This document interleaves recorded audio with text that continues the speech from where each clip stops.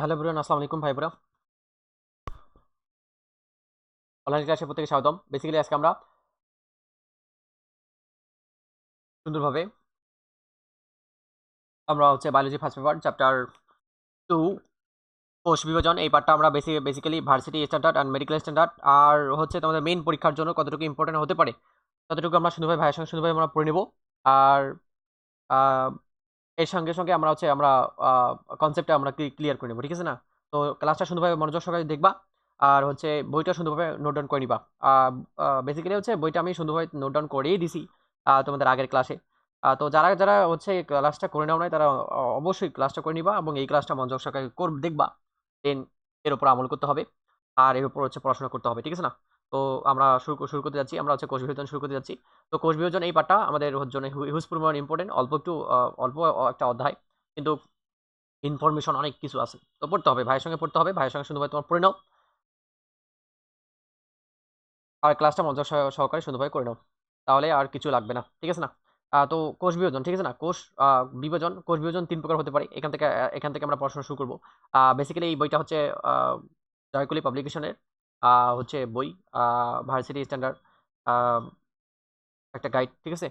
তো আমরা হচ্ছে এই বইটা আমরা প্রেফার করব, সুন্দরভাবে পড়াশোনা আমরা এই বইটা বেস করে পড়াশোনা করব, ঠিক আছে না? এখান থেকে করলে তোমার মেডিকেল অ্যান্ড ভার্সিটি দুইটাই প্রিপারেশন ডান হয়ে যাবে, ঠিক আছে না? তো তাও আমরা মেইন বইটা পড়বো এবং রয়্যাল গাইডটা থেকে ওখান ওখান থেকেও সলিউশন করে নেবো, ইনশাল্লাহ, সমস্যা নাই। তো কোষ বিভাজন, ঠিক আছে না? কোষ বিভাজনকে ৩ ভাগে ভাগ করা যায়। একটা হচ্ছে অ্যামাইটোসিস কোষ বিভাজন, মাইটোসিস কোষ বিভাজন, ঠিক আছে না? তো এখান থেকে এতটুকু আমাদের পড়তে হবে যে কোষ বিভাজন, ঠিক আছে না? কোষ বিভাজন ৩ প্রকার। একটা অ্যামাইটোসিস কোষ বিভাজন, একটা মাইটোসিস কোষ বিভাজন, একটা হচ্ছে মিওসিস কোষ বিভাজন। তো এখান থেকে অল্প একটু আমাদের পড়তে হবে। অল্প একটু আমাদের ইতিহাস পড়তে হবে এখান থেকে। যে ভূমিকা এবং প্রাথমিক আলোচনা এখানে সুন্দরভাবে এখানে দেওয়া আছে। মাইটোসিস কোষ বিভাজনকে আরেকটা নামে ডাকা হয়, সেটা হচ্ছে প্রত্যক্ষ কোষ বিভাজন নামে ডাকা হয়, ঠিক আছে না? যে প্রক্রিয়ায় জীবকোষ বিভক্তর মাধ্যমে একাধিক কোষের সৃষ্টি হয় তাকে কি বলা হয়? কোষ বিভাজন প্রক্রিয়া বলা হয়। ওয়াল্টার ফ্লেমিনিং, ঠিক আছে না? এই যে ওয়াল্টার ফ্লেমিনিং 1882 খ্রিস্টাব্দে আহ, কোষ বিভাজন লক্ষ্য করেন, ঠিক আছে না? সামুদ্রিক স্যালামেন্ডার ট্রিটিকাস মেকুলোসা, এই কথাটা ইম্পর্টেন্ট। এই কথাটা তোমার মেডিকেলের জন্য একদম হিউজ মানে ইম্পর্টেন্ট। এখান থেকে আমরা সুন্দরভাবে আমরা কভার করে নেব। এবং এই কথাটাও ইম্পর্টেন্ট যে কোষ বিভাজন লক্ষ্য করেন কোন বিজ্ঞানী? ওয়াল্টার ফ্লেমিনিং কোষ বিভাজন লক্ষ্য করেন কত সালে? 1882 খ্রিস্টাব্দে। এখান থেকে এতটুকু বুঝতে করতে হবে। কোথায়? সামুদ্রিক স্যালামেন্ডার, যার বৈজ্ঞানিক নাম হচ্ছে ট্রিটিকাস মেকুলোসা, ঠিক আছে না? এবং জীবজগতের জীবজগতের বেসিক্যালি এখানে দেখা যাচ্ছে না। জীবজগতের ৩ প্রকারের কোষ বিভাজন লক্ষ্য করা যায়। একটা অ্যামাইটোসিস কোষ বিভাজন, একটা মাইটোসিস কোষ বিভাজন, একটা মিওসিস কোষ বিভাজন। তো অ্যামাইটোসিস কোষ বিভাজন আমরা পড়বো সুন্দরভাবে। মাইটোসিস কোষ বিভাজনটা পড়বো এবং মায়োসিস কোষ বিভাজনটা সুন্দরভাবে ভালোভাবে আমরা পড়ে নেব, সমস্যা নাই। তো এখানে বলছে যে এখানে এখানে আহ, আরেকটু আমাদের পড়তে হবে যে যে সকল কোষ বিভাজন বা বিভাজিত হয় না সেগুলো আসলে কি কি, সেগুলো কি কি হতে পারে। এগুলো মেডিকেলের জন্য একদম ইনফিনিটেস্টার ইম্পর্টেন্ট। এগুলো মাস্ট টু নো পড়তে হবে। যেমন মসৃণ পেশি, তারপর হৃৎপেশি, এবং পরিণত জনন কোষ, গ্যামেট, শুক্রাণু এবং ডিম্বাণু, ঠিক আছে না? এগুলো বিভাজিত হতে পারে না। এবং আমাদের রক্তকণিকা, লোহিত রক্তকণিকা যাকে বলা হয় রেড ব্লাড সেল, এবং অনুচক্রিকা, ঠিক আছে না? এবং শ্বেত রক্তকণিকা, এগুলো বিভাজিত হতে পারে না। এবং প্রাণী কোষের স্নায়ু কোষ এবং উদ্ভিদের স্নায়ু কোষ, এগুলো বৃদ্ধিপ্রাপ্ত হতে পারে না। এই কথাটা মানে ভার্সিটির ক্ষেত্রে একদম ইনফিনিটি স্টার ইম্পর্টেন্ট, ঠিক আছে না? মেডিকেলের ক্ষেত্রে একদম ইনফিনিটি স্টার ইম্পর্টেন্ট। একদম মেডিকেলের জন্য একদম তোমাকে একদম মুখস্থ করতে হবে। তুমি তোমার 14 গোষ্ঠীর নাম ভুলে যাও, এগুলো ভোলা যাবে না। একদম সুন্দরভাবে আমরা মুখস্থ করে নেব, ঠিক আছে না? এখান থেকে ডিরেক্ট কোশ্চেন চলে আসবে। একটু পর আমরা কোশ্চেন চলে যাব যে কোন নিচের কোনগুলো কোষ বিভাজন হতে পারে, নিচের কোনগুলো কোষ বিভাজন হতে পারে না। তো এগুলো মুখস্থ করতে হবে, ঠিক আছে না? আর যে সকল কোষ দ্রুত বিভাজিত হতে পারে সেগুলো আবার এখানে নাম দেওয়া আছে। যেমন ভ্রূণ কোষ, ঠিক আছে না? মূল এবং কাণ্ডের শীর্ষ হতে পারে। মেরিস্টেম কোষ হতে পারে, অর্থাৎ যাই মেরিস্টেম কোষ তাই ভাজক কোষ, ঠিক আছে না? এখানে অল্প একটু তোমরা লিখে নিতে পারো। যাই মেরিস্টেম কোষ তাই ভাজক কোষ, ঠিক আছে না? অর্থাৎ ভাজক কোষের আরেকটা নাম হচ্ছে মেরিস্টেম কোষ, আর মেরিস্টেম কোষের আরেকটা নাম হচ্ছে ভাজক কোষ, ঠিক আছে না? এখান থেকে এতটুকু পড়তে হবে। ইনফরমেশন একদম ফুললি একদম ইনফরমেশন সুন্দরভাবে মুখস্থ করে নিবা। যে মসৃণ পেশি, হৃদপেশি, তারপর পরিণত কোষের জনন কোষ যেমন শুক্রাণু, ডিম্বাণু, লাল রক্তকণিকা, আরবিসি, ডাব্লিউবিসি এবং হোয়াইট ব্লাড কর্পাসেলস, ঠিক আছে না? এবং অনুচক্রিকা, তার প্রাণী স্নায়ু কোষ এবং উদ্ভিদের স্নায়ু কোষ কখনোই বিভাজিত হতে পারে না। কিন্তু বিভাজিত হতে পারে কোনগুলো? ভ্রূণ কোষ, মূল এবং কাণ্ডের শীর্ষ, মেরিস্টেম কোষ, এগুলো বিভাজিত হতে পারে। অর্থাৎ কোষ বিভাজন যন্ত্রপাতি বিভিন্ন ব্যবহার করা হয়, যেমন সেন্ট্রিওল ব্যবহার করা হয়, মাইক্রোটিউবুল ব্যবহার করা হয়, ঠিক আছে না, কোষের কঙ্কাল এবং সাইটোস্কেলেটন ব্যবহার করা হয়। এগুলো পড়তে হবে না, এগুলো যেদিন ইম্পর্টেন্ট এগুলো শুধু ভাই তোমার রিডিং দিয়ে দিবা বই থেকে, এতটুকু পড়লে হয়ে যাবে, ঠিক আছে না। তারপর আমরা চলে আসলাম কোথায়, আমরা আমরা আমরা হচ্ছে এই পার্টটা সুন্দরভাবে আমরা বইটা এই পার্টটা আমরা সুন্দরভাবে আমরা হচ্ছে বইটা থেকে কমপ্লিট করব। এখন আমরা এই পার্টটা আমরা সুন্দরভাবে পড়লাম, এখন বইটা থেকে সুন্দরভাবে কমপ্লিট করলে হয়ে যাবে, ঠিক আছে না। বইটাও সুন্দরভাবে পড়াই দিচ্ছি, সমস্যা নেই, বইটা সুন্দরভাবে আমরা কভার করবো এখন। এই যে বই এখানে দেওয়া আছে, মেবি এখানে দেওয়া আছে, দেখাচ্ছি, অল্প একটু ওয়েট করো। এই যে বইটা থেকে আমরা অল্প একটু কভার করে নেবো, ঠিক আছে না, ভাইয়ের সঙ্গে সুন্দরভাবে তোমরা কভার করে নাও, ইনশাল্লাহ ভালো কিছু হবে। পড়াই দিচ্ছি, এই কারণে পড়াই দিচ্ছি যেন রিভিশন একটা হয়ে যায় তোমাদের। এখানে বলছে কোষ বিভাজন বলছে, তো কোষ বিভাজন থেকে আমরা এখান থেকে আমরা কিছু পড়বো না, জাস্ট এখান থেকে এতটুকু পড়ে নিবো আমরা, যে হচ্ছে কোষ বিভাজন আসলে কি। জীবদেহের কোষ বিভাজন একটি মৌলিক এবং অত্যাবশ্যকীয় প্রক্রিয়া, এর মাধ্যমে জীবের বৃদ্ধি, দৈহিক বৃদ্ধি এবং বংশবৃদ্ধি ঘটে।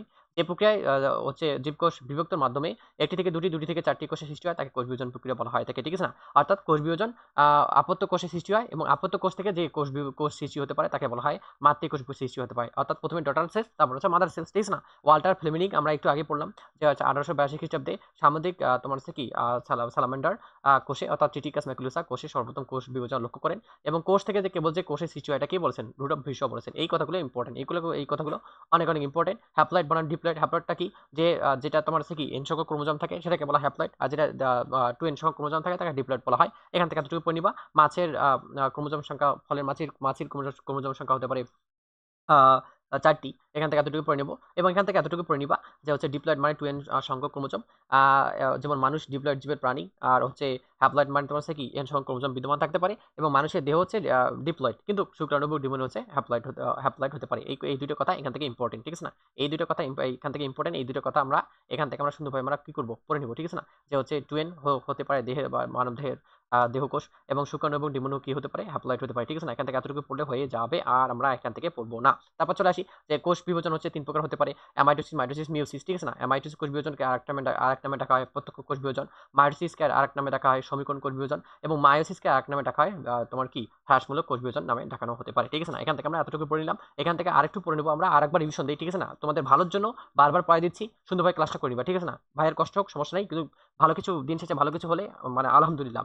তো এখান থেকে এতটুকু আমরা পড়ে নেবো যে কোষ বিভাজন আসলে সংখ্যাটা আসলে কি, কোষ বিভাজনটা আসলে কি, অর্থাৎ জীবকোষের একটি মৌলিক অত্যাবশ্যক প্রক্রিয়া, এর মাধ্যমে জীবের দৈহিক বৃদ্ধি ঘটতে পারে। কোষ বিভাজনের মাধ্যমে আমাদের দেহের বৃদ্ধি ঘটে, তাছাড়া বংশ বৃদ্ধি ঘটতে পারে। অর্থাৎ যে প্রক্রিয়া জীবকোষ বিভক্তের মাধ্যমে একটি থেকে দুটি থেকে চারটি বিভাজন সৃষ্টি হয়, তাকে কি বলা হয়, তাকে কোষ বিভাজন প্রক্রিয়া বলা হয়, ঠিক আছে না। অর্থাৎ আপত্য কোষ থেকে কি সৃষ্টি হতে পারে, মাতৃকোষ সৃষ্টি হতে পারে, ঠিক আছে না। এবং প্রথম কোষ বিভাজন লক্ষ্য করেন ওয়াল্টার ফ্লেমিনিং কত সালে, 1882 খ্রিস্টাব্দে। এই সালটা ইম্পর্টেন্ট, কোথায়, সামুদ্রিক সালামান্ডার কোষে দেখতে পান, এবং সামুদ্রিক সালামান্ডার এর বৈজ্ঞানিক নামটা আমরা মনে রাখবো যে টিটিকাস ম্যাকুলোসা, ঠিক আছে না। মেডিকেল জন্য একদম ইনফিনিটি স্টার ইম্পর্টেন্ট, এবং প্রথম লক্ষ্য করেন, এবং এই যে রুট অফ ভিসুয়া বলেছেন যে কোষ থেকে কেবলমাত্র কোষের সৃষ্টি হয়। হ্যাপ্লয়েডটা কি, যেখানে তোমার হচ্ছে কি 2n সংখ্যক ক্রোমোজোম বিদ্যমান থাকতে পারে, যেমন হচ্ছে মানুষের যেটা দেহ কোষ আছে সেটা হচ্ছে হ্যাপ্লয়েড, আর সরি ডিপ্লয়েড। আর হ্যাপ্লয়েড মানে কি, যেখানে n সংখ্যক ক্রোমোজোম বিদ্যমান থাকতে পারে, ঠিক আছে না। যেমন শুক্রাণু এবং ডিম্বাণু n সংখ্যক ক্রোমোজোম বিদ্যমান থাকতে পারে, ইনফিনিটি স্টার ইম্পর্টেন্ট। আর এখান থেকে এতটুকু আমরা পড়ে নেব যে জীবজগৎকে 3টি কোষ বিভাজন প্রক্রিয়া ভাগ করা যায়। একটা অ্যামাইটোসিস কোষ বিভাজন, জায়গার আরেকটা নাম হচ্ছে প্রত্যক্ষ কোষ বিভাজন, সমীকরণ কোষ বিভাজন নামে ডাকা হতে পারে মাইটোসিসকে, আর মায়োসিসকে বলা হয় হ্রাসমূলক কোষ বিভাজন নামে ডাকানো হতে পারে। এখান থেকে এতটুকু আমাদের কি করে দিলাম, একদম শেষ করে দিলাম, ঠিক আছে না। এটা একদম হিউজ পরিমাণে ইম্পর্টেন্ট, আমরা এখান থেকে আমরা সুন্দরভাবে পড়ে নেব। তারপর আমরা চলে আসি ভার্সিটিতে, আমরা ভার্সিটির বইটা থেকে আমরা চলে আসি যে মাইটোসিস কোষ বিভাজন বা প্রত্যক্ষ কোষ বিভাজন এখানে বলছে। তো এই যে কোষ বিভাজন প্রক্রিয়া একটি মাতৃকোষ নিউক্লিয়াস সাইটোপ্লাজমে কোনো জটিল মাধ্যমিক পর্যায়ে ছাড়া, এই জটিল কথাটা এখান থেকে মনে রাখতে হবে। বিভক্ত হয় দুটি আপত্য কোষের সৃষ্টি হয়। কয়টি আপত্য কোষের সৃষ্টি হতে পারে, 2টি আপত্য কোষের সৃষ্টি হয়, সৃষ্টি করে, তাকে অ্যামাইটোসিস কোষ বিভাজন প্রক্রিয়া বলা হয়। অর্থাৎ সাধারণত নিম্ন শ্রেণীর জীব এ ধরনের কোষ বিভাজন দেখা যেতে পারে। এই কথাটা ইম্পর্টেন্ট যে নিম্ন শ্রেণীর জীবের ক্ষেত্রে কোন ধরনের কোষ বিভাজন লক্ষ্য করা যায়, এই যে মাইটোসিস কোষ বিভাজন লক্ষ্য করা যেতে পারে, যেমন ব্যাকটেরিয়া হতে পারে, ইস্ট হতে পারে, ঠিক আছে না। এই দুটা এক্সাম্পল একদম ইম্পর্টেন্ট একদম মনে রাখতে হবে। এক্ষেত্রে নিউক্লিয়াস এবং সাইটোপ্লাজম কয়বার বিভক্ত হতে পারে, 2বার বিভক্ত হতে পারে। এই কথাগুলো একদম ইম্পর্টেন্ট, ঠিক আছে না। এখান থেকে পড়ে নিলাম অ্যামাইটোসিস তাৎপর্য আসলে কি, অ্যামাইটোসিস তাৎপর্যটা আসলে কি। এই ধরনের কোষ বিভাজনের মাধ্যমে নিম্ন শ্রেণীর জীবদেহের তোমার কি হতে পারে, বংশবৃদ্ধি হতে পারে, যার ফলে সংখ্যা বৃদ্ধিও সম্পূর্ণ হয়। এই কথাগুলো ইম্পর্টেন্ট। কোষ বিভাজনের জন্য বিশেষ কোনো প্রস্তুতি পর্যায়ে এখানে প্রয়োজন পড়ে না। নিউক্লিয়াসের বিভাজনের জন্য বিভিন্ন দশা এবং অতিক্রম এখানে প্রয়োজন পড়ে না। এবং এই ধরনের কোষ বিভাজন জটিল এবং উন্নত থেকে মানে তোমার হচ্ছে কি বিভাজন প্রক্রিয়ার মাধ্যমে উৎপত্তি হতে পারে। এখান থেকে এতটুকু পড়লে হয়ে যাবে, আর এখান থেকে আমরা কিছু পড়বো না। তো হেমাটোসিস পার্টটা এখান থেকে আমরা শেষ করে দিলাম। এখন বইয়ে চলে আসো, বইয়ে কতটুকু পড়া আছে। বইয়ে তোমার এতটুকু আমাদের পড়ে নিতে হবে যে হেমাটোসিসকে আরেকটা নামে ডাকা হয়, প্রত্যক্ষ কোষ বিভাজন নামে ডাকানো হতে পারে। অর্থাৎ সংজ্ঞাটা আমাদের মুখস্থ করতে হবে যে কোষ বিভাজন প্রক্রিয়া একটি মাতৃকোষ, নিউক্লিয়াস এবং সাইটোপ্লাজম কোনো জটিল মাধ্যমিক পর্যায়ে ছাড়াই সরাসরি বিভক্ত হয় দুটি আপত্য কোষ সৃষ্টি করে, তাকে হেমাটোসিস বা প্রত্যক্ষ কোষ বিভাজন প্রক্রিয়া বলা হয়। এখান থেকে এমনি কোশ্চেন চলে আসবে যে প্রত্যক্ষ কোষ বিভাজন নামে ডাকা হয় আর কাকে, হেমাটোসিস কোষ বিভাজনকে। হেমাটোসিস কোষ বিভাজন প্রক্রিয়ায় তোমার কতটি আপত্য কোষ সৃষ্টি হতে পারে, 2টি আপত্য কোষ সৃষ্টি হতে পারে, ঠিক আছে না। এবং নিউক্লিয়াস এবং ওই সাইটোপ্লাজম কোনো জটিল মাধ্যমিক পর্যায় ছাড়া সেখানে সম্পূর্ণ হতে পারে। এই কথাগুলো এখান থেকে ইম্পর্টেন্ট। দেন এখান থেকে এতটুকু পড়তে হবে যে প্রক্রিয়াটা এখানে জটিল মাধ্যমের কোনো প্রয়োজন পড়ে না, ঠিক আছে না। এবং এখানে তোমার কি নিউক্লিয়াস সরাসরি দুই ভাগে বিভক্ত হতে পারে, ঠিক আছে না, লম্বলিভাবে বিভক্ত হতে পারে। এখান থেকে এতটুকু পড়ে নেব এবং উদাহরণটা পড়ে নেব যে ইস্ট হতে পারে, অ্যামিবা হতে পারে, এককোষী জীব এই প্রক্রিয়ার মাধ্যমে কোষ বিভাজন সম্পূর্ণ হয়। এবং ব্যাকটেরিয়া দ্বিভাজন প্রক্রিয়া কতটা হেমাটোসিস প্রক্রিয়ার মতো সম্পূর্ণ হতে পারে। এই কথাটা থেকে এখান থেকে মনে রাখবো যে হেমাটোসিস একটি জটিল এবং উন্নত কোষ বিভাজন পদ্ধতি উৎপত্তি হয়। সেটা কে বলেছেন? বিজ্ঞানী স্ট্রাসবার্জার বলেছেন। সালটা মনে রাখতে হবে না, সালটা আমি পড়তে বলবো না, বাট এটা তোমাদের পড়তে হবে যে হেমাটোসিস কোষ বিভাজন জটিল এবং উন্নত কোষ বিভাজন পদ্ধতি উৎপত্তি হয়। সেটা কে বলেছেন? বিজ্ঞানী স্ট্রাসবার্জার বলেছেন। এখান থেকে এতটুকু পড়তে হবে। আর 2 নম্বরটা জাস্ট তোমরা রিডিং দিয়ে দিবা।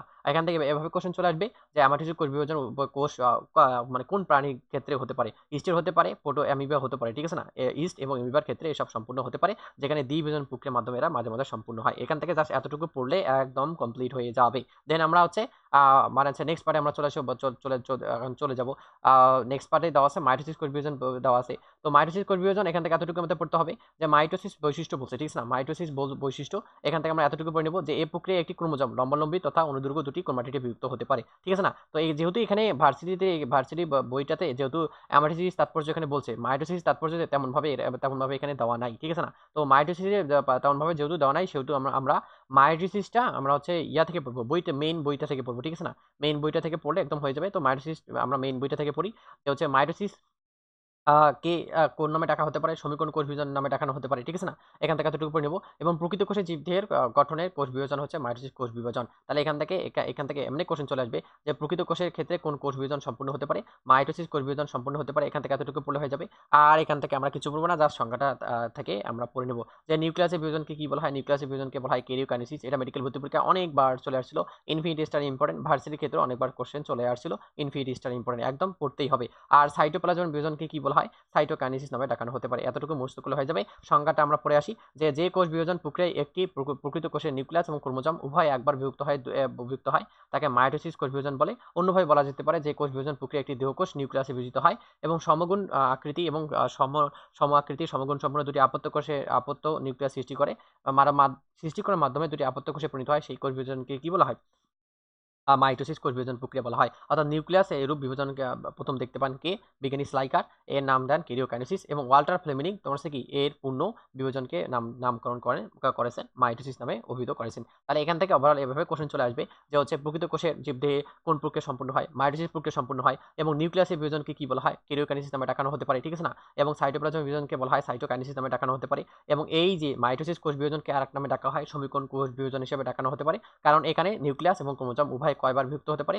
একবার বিভক্ত হতে পারে। এবং সম আকৃতি এবং সমগুণ সম্পূর্ণ সৃষ্টি হতে পারে, এবং যেখানে দুটি আপত্য কোষ নিউক্লিয়াস সৃষ্টি হতে পারে। এই কথাগুলো ইম্পর্টেন্ট, এই কথাগুলো পড়ে নিবা।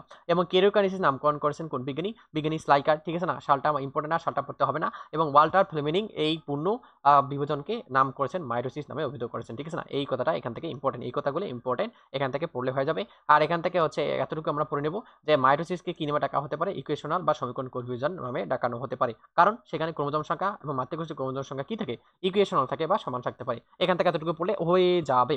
মাইটোসিস কোথায় সম্পূর্ণ হয়? মাইটোসিস হচ্ছে প্রাণী এবং উদ্ভিদের বিভাজন ক্ষমতা সম্পূর্ণ দৈহিক কোষে সম্পূর্ণ হতে পারে। সেই বিভাজন ক্ষমতা সম্পূর্ণ দৈহিক কোষগুলো কি কি? উদ্ভিদের কাণ্ড এবং তার শাখা প্রশাখা শিশু হতে পারে, মুদের বধির শিশু হতে পারে, ক্যাম্বিয়াম হতে পারে, প্রভৃতি অঞ্চলে মাইটোসিস হয়ে থাকে। এগুলো ইম্পর্টেন্ট। জীবদেহের সকল অঙ্গ প্রত্যঙ্গ মাইটোসিস প্রক্রিয়ার ফল এবং জননাঙ্গের গঠন এবং বৃদ্ধি মাইটোসিস প্রক্রিয়ার মাধ্যমে সম্পূর্ণ হতে পারে। এই কথাগুলো হচ্ছে মেডিকেলের জন্য একদম ইনফিনিটি স্টার ইম্পর্টেন্ট, ভার্সিটির ক্ষেত্রে ইনফিনিটি স্টার ইম্পর্টেন্ট। তোমাকে একটাও আমি কোনো সিঙ্গেল ওয়ার্ড আমি এক্সট্রা কোনো পড়াইতেছি না। যেগুলো আসছিল, যেগুলো আসবে সব পড়াইতেছি, ঠিক আছে না। জাস্ট মনোযোগ সহকারে ক্লাসটা করে নিবা। আর তোমার ভাই কিচ্ছু লাগবে না বায়োলজিতে। অনায়াসে তুমি একদম টপ আপ করতে পারবা, ঠিক আছে না? এখান থেকে এতটুকুর মধ্যে পড়ে নিব আমরা যে মাইটোসিসকে ইকুয়েশনাল বা সমীকরণ কোষ বিভাজন প্রক্রিয়া বলা হয়। কারণ এখানে ক্রোমোজোম সংখ্যা মাতৃকোষের ক্রোমোজোম সংখ্যা কি থাকে? সমান থাকতে পারে এবং হচ্ছে মাইটোসিস কোথায় সম্পূর্ণ হয়? মাইটোসিস প্রাণী এবং উদ্ভিদ কোষের বিভাজন ক্ষমতা সম্পন্ন দৈহিক কোষে সম্পূর্ণ হতে পারে। সেই কোষগুলো কি হতে পারে? উদ্ভিদের শাখা, প্রশাখা, শীর্ষ হতে পারে, মূলে বহিঃস্থ অঞ্চল হতে পারে, ক্যাম্বিয়াম হতে পারে। এগুলো মাস্ট টু নো, একদম ইনফিনিটের ইম্পর্টেন্ট, এগুলো মনে রাখতে হবে। জীবদেহের সকল অঙ্গ-প্রত্যঙ্গ কার প্রক্রিয়ার ফল? কোন কোষ বিভাজন প্রক্রিয়ার ফল, ঠিক আছে না? মাইটোসিস প্রক্রিয়ার ফল এবং জননাঙ্গের গঠন এবং বৃদ্ধি মাইটোসিস প্রক্রিয়া সম্পূর্ণ হতে পারে। মেডিকেল ক্ষেত্রে একদম ইনফিনিটি স্টার ইম্পর্টেন্ট, এগুলো একদম মাস্ট টু নো, একদম পড়তেই হবে, ঠিক আছে না? নেক্সট আমরা চলে আসি মাইটোসিস বৈশিষ্ট্য, আমরা এখান থেকে পড়বো, ওখান থেকে না পড়লেও হয়ে যাবে, তাও পড়াই দেবো, সমস্যা নাই। নো টেনশন, ডু ভর্তি। এখানে বলছে এই প্রক্রিয়া প্রতিটি ক্রোমোজোম লম্বালম্বি অনুদৈর্ঘ্য দুটি ক্রোমাটিডে বিভক্ত হয়, এই দুটি ক্রোমাটিডে বিভক্ত হয়, এই কথাটা মনে রাখবা। এবং প্রতিটি ক্রোমাটিড তথা আপত্ত ক্রোমোজোম তার নিকটস্থ মেরুর পৌঁছাতে দুটি আপত্ত নিউক্লিয়াস সৃষ্টি হতে পারে, এই কথাটা মনে রাখবা অল্প একটু, যে দুটি আপত্ত নিউক্লিয়াসের সৃষ্টি হয়। কাজেই দুটি আপত্ত কোষে ক্রোমোজোম সংখ্যা সমান থাকে। It's okay. আপত্ত কোষগুলো মাতৃকোষের গুণসম্পন্ন হয়, কারণ জীবের বৈশিষ্ট্য নিয়ন্ত্রণ জিনসমূহ বহনকারী ক্রোমোজোমগুলো প্রতিটি লম্বালম্বিভাবে বিভক্ত হয় দুটি আপত্ত কোষ নিউক্লিয়াসে ফিরে যেতে পারে। 4 নম্বর পয়েন্টটা মনে রাখবো যে আপত্ত কোষের ক্রোমোজোম সংখ্যা কোষের ক্রোমোজোম সংখ্যা সমান থাকে, তাই একে ইকুয়েশনাল বা সমীকরণ কোষ বিভাজন প্রক্রিয়া বলা হয়। তাহলে বৈশিষ্ট্য থেকে জাস্ট খালি 4 নম্বর পয়েন্টটা মনে রাখবো। আর হচ্ছে এই দুই কথাটা জাস্ট খালি এখান থেকে মনে রাখলে হয়ে যাবে। লেস দেন ইম্পর্টেন্ট এনটিকে লিখে দিলাম, সুন্দরভাবে তোমরা পড়ে নিবা, ঠিক আছে না? পড়লে হয়ে যাবে। তো ভার্সিটিতে তোমার হচ্ছে কি দেওয়া আছে, মার্কশিট প্রক্রিয়া ওগুলা কথাই দেওয়া আছে যে প্রতিটি ক্রোমাটিড তথা আপত্ত ক্রোমোজোম নিকটস্থ মেরু পৌঁছাতে দুটি আপত্ত নিউক্লিয়াস সৃষ্টি হয়, কাজে দুটি আপত্ত কোষের ক্রোমোজোম সংখ্যা মাতৃকোষের ক্রোমোজোম সংখ্যা সমান থাকতে পারে, ঠিক আছে না? তারপর এখানে বলছে দেখো, এখানে বলছে আপত্ত কোষগুলো সমগুণ সম্পূর্ণ হতে পারে, কারণ বৈশিষ্ট্য নিয়ন্ত্রক জিনসমূহ বহনকারী ক্রোমোজোমগুলো প্রতিটি লম্বালম্বি বিভক্ত হয় দুটি নিউক্লিয়াসে পরিণত হতে পারে। জাস্ট খালি তোমরা রিডিং দিবা, হচ্ছে রিডিং দিলে হয়ে যাবে। আপত্ত কোষের ক্রোমোজোম সংখ্যা মাতৃকোষের ক্রোমোজোম সংখ্যা সমান থাকে। আবার আমি বলবো যে এটা আবার আমি দাগাই দিলাম, সমস্যা নাই, রেফারেন্স হিসেবে হাসান স্যারের বই দেওয়া আছে, তো পড়ে নিলাম, ঠিক আছে না? বিশেষ তথ্য এখানে দেওয়া আছে, অল্প একটু পড়তে হবে যে মাইটোসিস কোষ বিভাজন নিউক্লিয়াস এবং ক্রোমোজোম উভয় একবার বিভাজিত হয়, যা আমরা পরেই পড়লাম।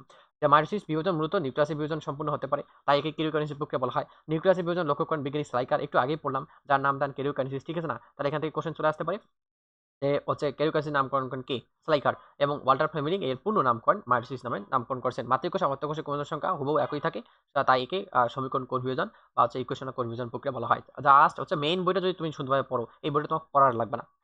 চ্যালেঞ্জ দিয়ে বলতেছি, এই বইটা তোমার পড়ার লাগবে না, এই অটোমেটিক্যালি পড়াশোনা হয়ে যাবে। তারপর আমরা চলে আসলাম কি কোষ চক্র এবং ইন্টারফেসে চলে আসলাম। তার আগে আমরা হচ্ছে রয়্যাল গাইডটা থেকে আমরা যে আমরা যে হচ্ছে প্রথম অবস্থায় যে আমরা কোষের আমরা ইতিহাস জানলাম, তারপর হচ্ছে কি কোষ বিভাজন যে সম্পর্কে আমরা জানলাম, এবং হচ্ছে অ্যামাইটোসিস এবং মাইটোসিস যে এই দুইটা পার্ট আমরা সুন্দরভাবে পড়লাম। ওখান থেকে আমরা হচ্ছে সুন্দরভাবে আমরা হচ্ছে আগে আমরা কি করব, আমরা হচ্ছে এমসিকিউ আগে সলিউশন করি, দেন আমরা হচ্ছে নেক্সট আমরা আসতেছি, সমস্যা নাই। অর্থাৎ আমরা হচ্ছে রয়্যাল গাইডটা, যাদের রয়্যাল গাইড আছে তারা সুন্দরভাবে এখান থেকে তোমাদের সলিউশন করে নিতে পারবা। আর যাদের নাই তারা যে কোনো গাইড থেকে সলিউশন করলে হয়ে যাবে। এখানে বলছে দেখো, এখানে আমরা চলে আসি, এখানে হচ্ছে কোন কালি নিব, এটা নেই, ঠিক আছে না? এখানে বলছে যে কোষ বিভাজন কত প্রকার হতে পারে। কোষ বিভাজন মূলত কত প্রকার হতে পারে? অবশ্যই কি কত প্রকার হতে পারে, এখন অনায়াসে করতে পারবা। কোষ বিভাজন মূলত তোমার কি 3 প্রকার হতে পারে, 5 হবে না, 2 হবে না, 4 হবে না, ঠিক আছে না? এগুলো আমরা পড়লাম, ঠিক আছে না? যে অ্যামাইটোসিস কোষ বিভাজন প্রত্যক্ষ কোষ বিভাজন প্রক্রিয়া বলা হয়। মাইটোসিস হলো যে সমীকরণ কোষ বিভাজন, আর মায়োসিস হচ্ছে ক্রিয়াসমূলক কোষ বিভাজন। দেন কোষ বিভাজন কে আবিষ্কার করেন? কোষ বিভাজন কে বোভেরি হবে না, ফ্লেমিং হবে না, ওয়াল্টার ফ্লেমিং আবিষ্কার করেন, ঠিক আছে না? একটু আগেই পড়লাম, কত সালে? 1882 সালে ওয়াল্টার ফ্লেমিং কোষ বিভাজন আবিষ্কার করেন। স্টারবাজা হবে না, স্লাইকার আসবে না, এগুলো সুন্দরভাবে পড়ে নিবা তোমরা, পড়াই দিলাম। কোষ বিভাজনকে আবিষ্কার করেন ওয়াল্টার ফ্লেমিং আবিষ্কার করেন, ঠিক আছে না? এই যে ওয়াল্টার ফ্লেমিং আবিষ্কার করেন, এই বরুডো ভিসাও বোবরি এগুলো কিছু আসবে না। ওয়াল্টার ফ্লেমিং কত সালে লক্ষ্য করেন? 1882 খ্রিস্টাব্দে, 86 84 80 কিছুই হবে না, ঠিক আছে না? ওয়াল্টার ফ্লেমিং কোথায় প্রথম কোষ বিভাজন লক্ষ্য করেন? এই কোশ্চেনটা কিন্তু ইম্পর্টেন্ট, একদম ভেরি ভেরি ইম্পর্টেন্ট। এই কোশ্চেনটা একদম সুন্দরভাবে মুখস্থ করে নিবা, যে সামুদ্রিক সালামান্ডার কোষ আবিষ্কার করেন। জেলিফিশ আসবে না, তিমি মাছ আসবে না, ওগুলি তো আসবেই না। তো এইভাবে সুন্দরভাবে বইটা পড়লে পড়া আর কিছুই থাকবে না, পড়াকে একদম শেষ করে দিতে পারবা। নেক্সট আমরা চলে আসি যে অ্যামাইটোসিস কে কি নামে ডাকা হয়? প্রত্যক্ষ কোষ বিভাজন নামে ডাকানো হতে পারে, ঠিক আছে না? একটু জুম করে নিই। যে কোন ধরনের কোষ প্রত্যক্ষ কোষ বিভাজন নামে পরিচিত, কোন ধরনের কোষ হতে পারে? অর্থাৎ অ্যামাইটোসিস কোষ বিভাজন কি থাকতে পারে? ব্যাকটেরিয়া থাকতে পারে, ইস্ট থাকতে পারে, শৈবাল হবে না, ফার্ন হবে না, জিমনোস্পার্ম হবে না। এখানে bacteria is a right answer, ঠিক আছে না? এটা সুন্দরভাবে রেটিং দিলেই একদম হয়ে যাবে। নেক্সট কোশ্চেন আমরা চলে আসি। ধুমধাম আমরা হচ্ছে এমসিকিউ সলিউশন করব। এইগুলোর ইতিহাসগুলো রিডিং দিবা। অ্যামাইটোসিস কোষ বিভাজন কি নামে ডাকানো হতে পারে? প্রত্যক্ষ কোষ বিভাজন নামে ডাকা হতে পারে। পরোক্ষ হ্রাসমূলক সমীকরণ বীজবন হবে না। তাই বললাম যে এগুলো একদম ইনফিনিটি স্টার ইম্পর্টেন্ট, এইভাবে কোশ্চেন তোমাদের চলে আসবে ভর্তি পরীক্ষায়। অ্যামাইটোসিস কোষ বিভাজন কোষের নিউক্লিয় বস্তু আকৃতি কেমন হতে পারে? গোলাকার হতে পারে, ঠিক আছে না? গোলাকার হবে না, দণ্ডাকার হবে না, ডাম্বেলাকার হতে পারে, ঠিক আছে না? এটা এক্সট্রা লেভেলে এক্সট্রা লেভেলের হচ্ছে ইনফরমেশন। তো এই কোশ্চেনটা হচ্ছে এক্সট্রা চিহ্ন দিয়ে সুন্দরভাবে নোট ডাউন করে রাখবা। অ্যামাইনো অ্যাসিড কোষ বিভাজনের ক্ষেত্রে নিউক্লিয় বস্তু কতটি খণ্ডে বিভক্ত হয়? জাস্ট 2টি খণ্ডে বিভক্ত হতে পারে। এই যে 2টি খণ্ডে বিভক্ত হতে পারে। 4 হবে না, 6 হবে না, 16 তো হবেই না। এই কোশ্চেনটাও একটু গোল চিহ্ন দিয়ে রাখবা। কোন ধরনের জীবের সংখ্যা বৃদ্ধির ক্ষেত্রে অ্যামাইনো অ্যাসিড কোষ বিভাজন ফলপ্রসূ হতে পারে? এককোষী ক্ষেত্রে, বহুকোষী হবে না, অকোষী হবে না, প্রকৃতকোষী হবে না, এককোষী ক্ষেত্রে এটা প্রযোজ্য। এটাও একটু ইম্পর্টেন্ট। নেক্সট আমরা চলে আসি, নেক্সট কোশ্চেন চলে আসি যে মাইটোসিস প্রাথমিক আলোচনায় আমরা চলে আসলাম। যেখানে বলছে মাইটোসিস কোষ বিভাজনের ফলে একটি কোষ হতে কয়টি সৃষ্টি হতে পারে? 2টি আপত্য কোষ সৃষ্টি হতে পারে, 2টি জনন কোষ সৃষ্টি হয়। একটু আগে পড়ে নিব আমরা। ঠিক আছে না? এটা সুন্দরভাবে রিডিং দিয়ে দিবা। এই ইনফরমেশনগুলো তোমাদের মাস্ট টু নো, একদম জানতেই হবে। দেন নেক্সটে চলে আসি, নিচের কোনটি নিউক্লিয়াসের বিভাজন? তো নিউক্লিয়াসের বিভাজন বোর্ড কোশ্চেন চলে আসলো। নিউক্লিয়াসের বিভাজনকে বলা হয় ক্যারিওকাইনেসিস, আর সাইটোপ্লাজম বিভাজনকে বলা হয় সাইটোকাইনেসিস। তো এগুলো কিছু হবে না, এটা সুন্দরভাবে দেখে নিবা। একটু মানে অলরেডি তোমাদের পড়াই দিয়েছি, ঠিক আছে না? অলরেডি এগুলো সব পড়াই দিলাম, একটু আগেই পড়াই দিলাম। সাইটোপ্লাজম বিভাজনকে কি বলা হয়? সাইটোকাইনেসিস প্রক্রিয়া বলা হয়। সাইটোকাইনেসিস কোথায় আছে? এখানে আছে, ঠিক আছে না? বোর্ড কোশ্চেনে হাজার বার আসছিল। তো ডায়াকাইনেসিস হবে না, ক্যারিওকাইনেসিস হচ্ছে নিউক্লিয়াসের বিভাজন, মেটাকাইনেসিস তো হবেই না। কোনটি? নিউক্লিয়াসের বিভাজন। আর নিউক্লিয়াসের বিভাজনকে কি বলা হয়? ক্যারিওকাইনেসিস প্রক্রিয়া বলা হয়। মেটাকাইনেসিস হবে না, ইন্টারকাইনেসিস হবে না, এবং সাইটোকাইনেসিস হবে না। মাইটোসিস কোষের ভেতরে নিউক্লিয়াস বিভাজনকে কি বলা হয়? মেডিকেল ভর্তি পরীক্ষা চলে আসছিল। তো ইনফিনিটি স্টার ইম্পর্টেন্ট, এগুলো আসবে ভাই, এগুলা আসবেই। যেহেতু নিউক্লিয়াসের বিভাজনকে কি বলা হয়? যেহেতু নিউক্লিয়াস এখানে দেওয়া আছে, সেহেতু এটা কি আসবে? ক্যারিওকাইনেসিস হবে, ঠিক আছে না? এটা একদম সুন্দরভাবে দেখে নিবা। নেক্সট কোশ্চেন আমরা চলে আসি। নেক্সট কোশ্চেন কি দেওয়া আছে? যে কোন বিজ্ঞানী ক্যারিওকাইনেসিসকে মাইটোসিস বিভাজন নামে অভিহিত করেছেন? ক্যারিওকাইনেসিস মাইটোসিস নামে অভিহিত করেছেন বিজ্ঞানী হচ্ছে ওয়াল্টার ফ্লেমিং, ঠিক আছে না? রবার্ট হুক আসবে না, এত আসবে না, এত আসবে না। আর ওয়াল্টার ফ্লেমিং আবার তোমার হচ্ছে কি 1882 সালে তোমার হচ্ছে কি কোষ বিভাজন প্রত্যক্ষ লক্ষ্য করেন। ক্যারিওকাইনেসিস হলো নিউক্লিয়াসের বিভাজন। সাইটোপ্লাজমের বিভাজনকে বলা হয় সাইটোকাইনেসিস। কোষ বিভাজন আসবে না, সেন্ট্রোমিয়ার তো আসবেই না। নিউক্লিয়াসের বিভাজন সর্বপ্রথম প্রত্যক্ষ এবং ক্যারিওকাইনেসিস নাম দেন কি বিজ্ঞানী স্লাইকার, ঠিক আছে না? প্লেক, হার্ডওয়ার্ক এবং ফ্লেমিং আসবে না। এবং মাইটোসিস নামে পূর্ণ বিভাজন করেন হচ্ছে কোন বিজ্ঞানী? বিজ্ঞানী ওয়াল্টার ফ্লেমিং। নেক্সট, মাইটোসিস কোষ বিভাজন নিউক্লিয়াস এবং সাইটোপ্লাজম কতবার বিভাজিত হতে পারে? যেহেতু মাইটোসিস বলছে শুধু 2বার বিভাজিত হতে পারে, ঠিক আছে না? 4, 3, 1 কোনোটাই আসবে না। কোনটি প্রকৃতকোষী জীবদের গঠনের বিভাজন? এই দেখো, এই মাইটোসিস কোষ বিভাজন এটা একটু আগেই পড়াই দিলাম, কোন জায়গায় পড়াই দিলাম? এই জায়গায় পড়াই দিলাম। দেখো এই কোশ্চেনটা চলে আসছিল যে প্রকৃতকোষী জীবদের গঠনে কোন ধরনের বিভাজন হতে পারে? এটা হচ্ছে মাইটোসিস কোষ বিভাজন প্রক্রিয়া হতে পারে। এমনি কোশ্চেন চলে আসবে, ঠিক আছে না? এমনি কোশ্চেন এইভাবেই চলে আসবে। নেক্সট কোশ্চেন চলে আসি যে মাইটোসিসের প্রতিটি ক্রোমোজোম কতটি ক্রোমাটিডে বিভক্ত হয়? 2টি ক্রোমাটিডে বিভক্ত হয়। সংজ্ঞা থেকে চলে আসছে। তো সংজ্ঞা থেকে যেহেতু চলে আসে, সেহেতু স্টার দিয়ে আমরা রাখি দেব।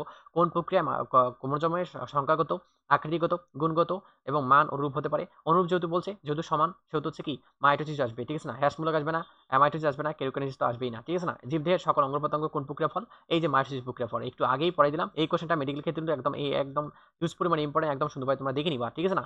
আর এই হাদিসটা অল্প একটু পড়ে নিবা, অল্প একটু পড়ে নিলে হয়ে যাবে। কোন বিভাজনকে ইকুয়েশনাল ডিভিশন প্রক্রিয়া বলা হয়? ইংলিশ টার্ম চলে আসছে, তো বানানটা সুন্দরভাবে দেখে নিবা।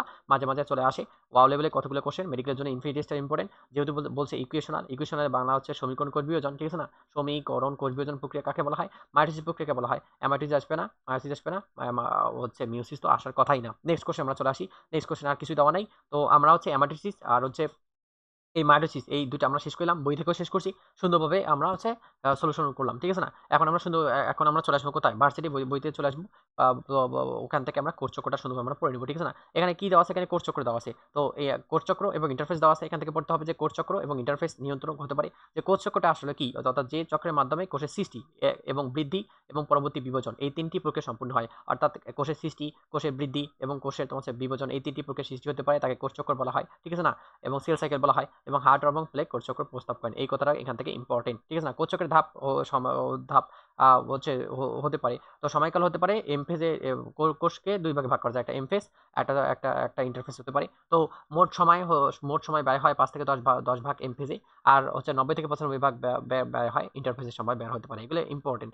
তারপর হচ্ছে এমফেজের তোমার হচ্ছে কি সময়কাল হতে পারে 1 থেকে 1.5 ঘন্টা সময় ব্যয় হতে পারে, এবং এর 3টি উপপর্যায় রয়েছে।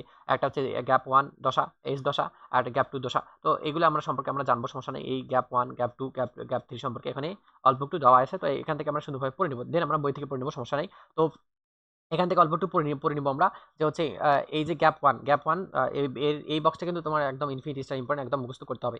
তোমাকে যাই পড়াচ্ছি ভাই, তাই infinity star important. Gap one দশা থেকে এতটুকু আমাদের মুখস্থ করতে হবে যে গ্যাপ ওয়ান দশা সময়কাল হতে পারে 30 থেকে 40%, ঠিক আছে না? আর হচ্ছে এ পর্যায়ে শুরুতে সাইক্লিন নামক তৈরি হতে পারে। সিডিকি ফুল ফর্ম হচ্ছে সাইক্লিন ডিপেন্ডেন্ট কাইনেজ, যা সাইক্লিন পরবর্তী সিডিকির সাথে মানে বের হতে পারে। এবং এই গ্যাপ ওয়ানে প্রোটিন, তারপর ডিএনএ ফুল ফর্ম হচ্ছে deoxy ribo nucleic acid, RNA full form হচ্ছে রাইবো নিউক্লিক অ্যাসিড এবং রেপ্লিকেশন উপাদান এখানে তৈরি হয়। তাহলে ডিরেক্ট এখান থেকে এমসিকিউতে কোশ্চেন আসবে যে প্রোটিন, ডিএনএ, আরএনএ রেপ্লিকেশন কোথায় সম্পূর্ণ হতে পারে? এই যে গ্যাপ ওয়ান দশায় সম্পূর্ণ হয়। এবং কোষ বিভাজন হবে কিনা তা এই উপপর্যায়ে নির্ধারণ হতে পারে। বিভাজন না হলে কোষটি গ্যাপ ওয়ান দশায় মৃত্যু পর্যন্ত থেকে যায়। তাহলে এই কোশ্চেনটা ওভারঅল অনেকবার মেডিকেল ভর্তি পরীক্ষায় চলে আসছিল যে গ্যাপ ওয়ান দশা কোষ বিভাজন মৃত্যু পর্যন্ত থেকে যাবে কোন প্রক্রিয়ার মাধ্যমে? হচ্ছে কোষ চক্রের মাধ্যমে। এটা এভাবে কোশ্চেন ঘুরে পেঁচা চলে আসবে। তারপর চলে আসলাম সিনথেসিস দশায় চলে আসলাম। তো সিনথেসিস এস ফর সিনথেসিস, এখানে তোমার হচ্ছে কি এখান থেকে মেডিকেল ভর্তি পরীক্ষায় চলে আসছিল যে হচ্ছে ডিএনএ প্রতিলিপন এবং হচ্ছে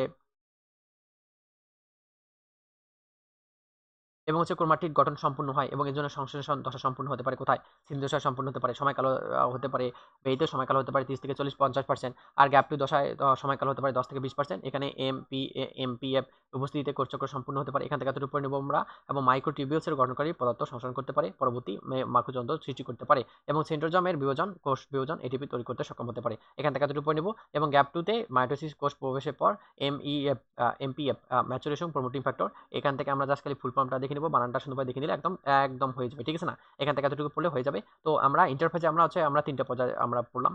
একটা হচ্ছে গ্যাপ ওয়ান দশা, গ্যাপ টু দশা এবং হচ্ছে কি সিনথেসিস দশা। তো এখান থেকে যতটুকু পড়াই দিলাম না কেন ততটুকু সুন্দরভাবে আমরা মুখস্থ করে নেব। তারপরে এখানে কতগুলো তোমার হচ্ছে কি দেওয়া আছে? কোষ চক্র নিয়ন্ত্রণ কতগুলো হচ্ছে এনজাইম দেওয়া আছে। তো কোষ চক্র নিয়ন্ত্রণ হতে পারে তোমার হচ্ছে কি মানে হচ্ছে সাইক্লিন ডিপেন্ডেন্ট কাইনেজ এনজাইমের মাধ্যমে সম্পূর্ণ হতে পারে। সেটা 4 প্রকার হতে পারে। সাইক্লিন এ, সাইক্লিন বি, সাইক্লিন ডি এবং সাইক্লিন ই হতে পারে, নট সি, ঠিক আছে না? তোমাকে কনফিউশন করার জন্য সি দিয়ে দিবে। তো এই ডিটার আসলটা কাজ কি? কোষকে জি1 থেকে এস এবং এস থেকে জি2 তে নিয়ে যাওয়া কার কাজ? এই যে সাইক্লিন ডি, এই এনজাইমটার কাজ। এবং এস পর্যায়ে ডিএনএ রেপ্লিকেশন জন্য কোষকে প্রস্তুত করে কোন? সাইক্লিন ই, ঠিক আছে না? এই কাজগুলো কিন্তু ইম্পর্টেন্ট একদম মেডিকেলের জন্য অথবা ভার্সিটির ক্ষেত্রে একদম হিউজ পরিমাণে ইম্পর্টেন্ট, একদম পড়ে নিবা। তারপর এস পর্যায়কে ডিএনএ রেপ্লিকেশন সক্রিয় ত্বরান্বিত করতে পারে কোথায়? সাইক্লিন এতে সম্পূর্ণ হতে পারে। আর সাইক্লিন বিতে হচ্ছে সাইক্লিন স্পিন্ডল তৈরি সহ মাইটোসিস কোষ বিভাজন সম্পূর্ণ হতে পারে। এগুলো সহ এগুলো অনেক ইম্পর্টেন্ট, এগুলো হচ্ছে অনেক ইম্পর্টেন্ট, সুন্দরভাবে পড়ে নিবা। দেন আমরা চলে আসি বক্সটাতে চলে আসি। তো বক্সটাও ইম্পর্টেন্ট। যে ইন্টারফেস এবং এমফেসের মধ্যে পার্থক্য এখানে বলছে, তো পড়ে নিব আমরা। ইন্টারফেস হচ্ছে কোষের প্রস্তুতি পর্যায় আর এমফেজ হচ্ছে প্রকৃত কোষ বিভাজন পর্যায়। ইন্টারফেজের ব্যয়িত সময় হতে পারে 90 থেকে 95% আর এমফেজের ব্যয়িত সময় হতে পারে 5 থেকে 10%, ঠিক আছে না? এ দশায় কোষীয় সংগঠনের বৃদ্ধি এবং হচ্ছে সংখ্যাগত বৃদ্ধি সম্পূর্ণ হতে পারে। আর এ দশায় কোষের সংখ্যাগত বিস্তার এবং বিভাজন সম্পূর্ণ হতে পারে, ঠিক আছে না? এ দশায় বংশগত ক্রোমাটিন হিসেবে কাজ করতে পারে। আর এমফেজে ক্রোমোজোম হিসেবে কাজ করতে পারে। এখানে ক্রোমাটিন আর এখানে ক্রোমোজোম সুন্দরভাবে দেখে নিবা, সুন্দরভাবে মনে রাখবা আর বারবার এই পার্টগুলো রিভিশন দিবা, ঠিক আছে না? এই পার্টগুলো ওভারঅল অনেক ইম্পর্টেন্ট, পড়তেই হবে। তারপরে এখানে কি দেওয়া আছে? জীব অর্থাৎ জীবের জীবনে ইন্টারফেস এবং কোষ চক্রের কি দেওয়া আছে? গুরুত্ব দেওয়া আছে। তো গুরুত্ব এখানে কি বলছে? গুরুত্ব কি আসলে পড়তে হবে আমাদের? আচ্ছা পড়ে নিই, সমস্যা নেই। এখান থেকে যদি মানে সদ্য সারা দিয়ে দিছে তো পড়তে হবে যে কোষ পরবর্তী কোষ বিভাজন অংশগ্রহণ করবে কিনা তা ইন্টারফেসের মাধ্যমে জানা যায়। একটু রিডিং দিয়ে দিবা, ঠিক আছে না? এবং হচ্ছে কোষ চক্র না হলে এককোষী এবং বহুকোষী কোনো জীবের বংশবৃদ্ধি হবে না। এগুলো পড়তে হবে না, এগুলো রিডিং দিবা। এগুলো আমরা পড়বো না, এগুলো রিডিং দিয়ে দিবা, এগুলো ততটা ইম্পর্টেন্ট না, ঠিক আছে না? তারপর আমরা চলে আসি যে মাইটোসিস পর্যায়সমূহ গুরুত্ব এবং অনিয়মিত মাইটোসিস প্রক্রিয়া ফল দেওয়া আছে। তো মাইটোসিসে কতগুলো পর্যায় দেওয়া আছে? তো কি পর্যায় আছে? মাইটোসিসকে তোমার হচ্ছে কি দিয়ে 5টা পর্যায়ে ভাগ করা যায়। প্রোফেজ, প্রোমেটাফেজ, তারপর হচ্ছে মেটাফেজ, অ্যানাফেজ, টেলোফেজ, ঠিক আছে না? এগুলো পড়তে হবে আমাদের। যে প্রোফেজ আমরা চলে আসি, যে প্রোফেজ হচ্ছে সবচেয়ে সুদীর্ঘ পর্যায়, ঠিক আছে না? সবচেয়ে সুদীর্ঘ পর্যায় হচ্ছে প্রোফেজ। নিউক্লিয়াসের আকার এখানে বড় হতে পারে, প্রতিটা পয়েন্টই ইম্পর্টেন্ট। ক্রোমোজোমের জলবিভাজন এখানে সম্পূর্ণ হতে পারে, এই জলবিভাজন কতটা ইম্পর্টেন্ট এবং ক্রমাগত খাটো এবং মোটা সম্পূর্ণ হয়। এবং 2 নম্বর পয়েন্টটা মনে রাখবো যে ক্রোমোজোমের সেন্ট্রোমিয়ার বিদ্যুৎ অনুদৈর্ঘ্য বিভক্ত হয়, ক্রোমাটিড তৈরি করতে পারে এখানে। এবং এই পর্যায়ে শেষে নিউক্লিওলাস এবং নিউক্লিয়ার মেমব্রেনে বিলুপ্ত করতে পারে। এই কথাগুলো একদম ইনফিনিটি স্টার ইম্পর্টেন্ট, একদম পড়তে হবে। আর এই কথাটা মনে রাখতে হবে যে প্রোফেজ পর্যায়ে আরেকটা নামে দেখানো হতে পারে, অর্ধ পর্যায়ে নামে ডাকা হয়। তার হচ্ছে প্রো মেটাফেজ আর একটা নাম হচ্ছে প্রাক মধ্য পর্যায়ে। এখানে স্পিন্ডল যন্ত্রের সৃষ্টি হয়। একদম কোশ্চেন একদম ডিরেক্ট চলে আসবে যে স্পিন্ডল যন্ত্র সৃষ্টি হয় কোথায়? হচ্ছে পেন্টাপেজ ধাপে, ঠিক আছে না? এই যে জাহাঙ্গীরনগর 23 থেকে 24 সালে এই কোশ্চেনটা চলে আসছিল। ক্রোমোজোম নৃত্য দেখা যায় কোথায়? এই যে দেখো ঢাকা ইউনিভার্সিটি 9 থেকে 10 সালে চলে আসছিল, স্যার এখানে দিয়ে দিছে। তো এটা ইনফিনিটি স্টার ইম্পর্টেন্ট, ঠিক আছে না? ক্রোমোজোম নৃত্য দেখা যেতে পারে, মেটাপেজে দেখা যেতে পারে। তারপর স্পিন্ডল যন্ত্রের মেরুর মধ্যবর্তী স্থানকে ইকুয়েটর বা বিষুবীয় অঞ্চল বলে। একে মেরু থেকে 1 মেরু পর্যন্ত বিস্তৃত হতে পারে, যাকে স্পিন্ডল তন্তু বলানো হতে পারে। সেন্ট্রোমিয়ার সংযোগকারী তন্তুকে আকর্ষণ করে এবং ক্রোমোজোম তন্তু সৃষ্টি করতে পারে। তারপর মেটাফেজে আমরা চলে আসি। মেটাফেজের পর্যায়ে আরেকটা নামে ডাকা হয় মধ্য পর্যায়। ক্রোমোজোমগুলো বিষুবীয় অঞ্চলে বিন্যস্ত হওয়াকে বলা হয় হয় মেটাকাইনেসিস, ঠিক আছে না? এটা জাহাঙ্গীরনগর ইউনিভার্সিটি হচ্ছে ভর্তি পরীক্ষা 23 থেকে 24 সালে চলে আসছিল, ঠিক আছে? এই পর্যায়ে ক্রোমোজোমগুলো সবচেয়ে বেশি মোটা এবং খাটো এবং স্পষ্ট দেখা যেতে পারে। এগুলো ইনফিনিটি স্টাইল ইম্পর্টেন্ট যে কোনো ভর্তি পরীক্ষার জন্য। প্রতিটি ক্রোমোমিয়ার বিভক্ত হয় দুটি আবদ্ধ সেন্ট্রোমিয়ার সৃষ্টি হয় এবং এখানে সুপার কয়েলিং এবং হচ্ছে কি কনডেনসেশন সম্পূর্ণ হতে পারে। এই দুটো পয়েন্ট আরেক লেভেলের ইম্পর্টেন্ট। নিউক্লিওলার এবং নিউক্লিয়ার পর্দা সম্পূর্ণ বিলুপ্ত হতে পারে। তাহলে এখান থেকে কোশ্চেন চলে আসবে যে নিউক্লিওলার এবং নিউক্লিয়ার পর্দা সম্পূর্ণ বিলুপ্ত হয় কোথায়? মেটাফেজ পর্যায়ে সম্পূর্ণ হতে পারে। এখান থেকে এতটুকু পড়ে নেব আমরা। তারপর অ্যানাফেজ থেকে জাস্ট খালি একটা পয়েন্ট আমরা মনে রাখবো। অ্যানাফেজ থেকে এতটুকু মনে রাখতে হবে যে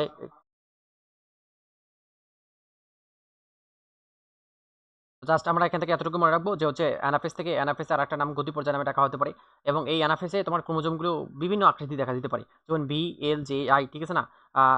V, L, J, I, V for হচ্ছে মেটাসেন্ট্রিক, এল হচ্ছে সাবমেটাসেন্ট্রিক এবং হচ্ছে জে হচ্ছে অ্যাক্রোসেন্ট্রিক, আর হচ্ছে আই হচ্ছে টেলোসেন্ট্রিক হতে পারে। তো এখান থেকে ডিরেক্ট কোশ্চেন চলে আসবে যে ক্রোমোজোমগুলো নিত্য ভি, এল, জে, আই দেখা যায় বা ইংরেজি অক্ষরে দেখা যেতে পারে কোথায়? কোন পর্যায়ে দেখা যেতে পারে?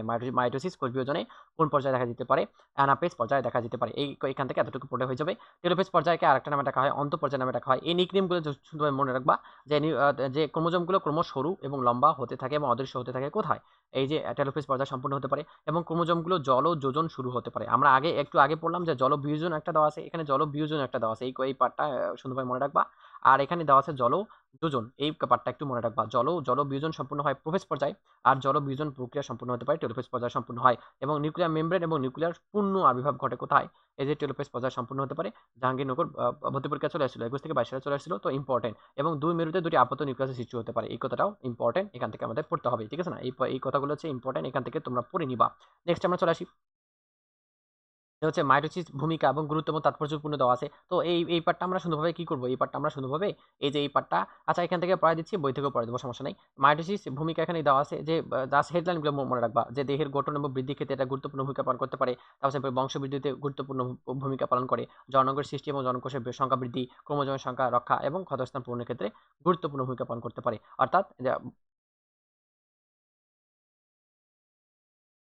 Wait ১ minute. তো আমরা চলে আসি আমরা পাঠে চলে আসি যে ক্ষতস্থান পূরণের ক্ষেত্রে এটা জাহাঙ্গীরনগর ইউনিভার্সিটি 17 থেকে 18 সালে চলে আসছিল। যে বহুকোষী জীবের সৃষ্টি যে কোনো ক্ষতস্থান মায়োসিস প্রক্রিয়া বিভাজনের মাধ্যমে পূরণ হতে পারে। তো এটা এমনিভাবে কোশ্চেন চলে আসলো। অল্প একটু পর আমরা কোশ্চেন সলিউশন করব, সমস্যা নাই। তারপর আমরা চলে আসলাম অনিয়ন্ত্রিত মায়োসিস কোষ বিভাজনে চলে আসলাম। তো অনিয়ন্ত্রিত মায়োসিস কোষ বিভাজনটা আসলে ফলটা কি? কি হতে পারে? টিউমার হতে পারে বা ক্যান্সার সৃষ্টি হতে পারে এবং হচ্ছে P53 নামক প্রোটিন সাধারণত কোষ বিভাজন হতে বিরত থাকে। তার ডিপিটি হিসেবে কাজ করতে পারে। কত? P53 P53 এই কথাটা আমরা মনে রাখবো, নাম্বারটা মনে রাখবো। এবং হচ্ছে কোষচক্র নিয়ন্ত্রণ হারিয়ে ফেলে যার ফলে ক্যান্সার সৃষ্টি হতে পারে, ঠিক আছে না? ক্যান্সার সৃষ্টি হয়, ক্যান্সার শব্দ অর্থ হচ্ছে কাঁকড়া। আর এখান থেকে এতটুকু পড়তে হবে এবং হচ্ছে কোষচক্র নিয়ন্ত্রণকারী দুই ধরনের প্রোটিন রয়েছে। একটা হচ্ছে সিডিকে দা সাইক্লিন ডিপেন্ডেন্ট কাইনেস আর একটা হচ্ছে প্রোটিন কাইনেস। এই কথাটা একটু ইম্পর্টেন্ট, এখান থেকে মনে রাখলে হয়ে যাবে। আর আমরা এখান থেকে কিছু মনে রাখবো না। তারপর হচ্ছে এখানে বলছে অনিয়ন্ত্রিত মাইটোসিস এর কতগুলো গুরুত্বপূর্ণ সম্পর্কে এখানে কিছু বলছে। তো ততটা ইম্পর্টেন্ট না, যতটুকু ইম্পর্টেন্ট ততটুকু পড়াই দিচ্ছি যে কোষ চক্র নিয়ন্ত্রণের ব্যবস্থা এখানে দেওয়া আছে যে কোষ চক্র নিয়ন্ত্রণ হয় দুইটি প্রোটিনের মাধ্যমে। একটা হচ্ছে সাইক্লিন ডিপেন্ডেন্ট কাইনেস, একটা সাইক্লিন তোমার হচ্ছে কি ম্যাচুরিটি প্রমোটিভ ফ্যাক্টর, হচ্ছে P53 প্রোটিন, তারপর হচ্ছে P27 প্রোটিন, ঠিক আছে না? কোষ চক্র নিয়ন্ত্রণে ভূমিকা পালন করতে পারে। এগুলো দেখে নিবা, এগুলো ট্রু ফলস এর ক্ষেত্রে কিন্তু আসতে পারে, এক্সট্রা লেভেলের হচ্ছে ইম্পর্টেন্ট। তারপর হচ্ছে অঙ্কোজিন।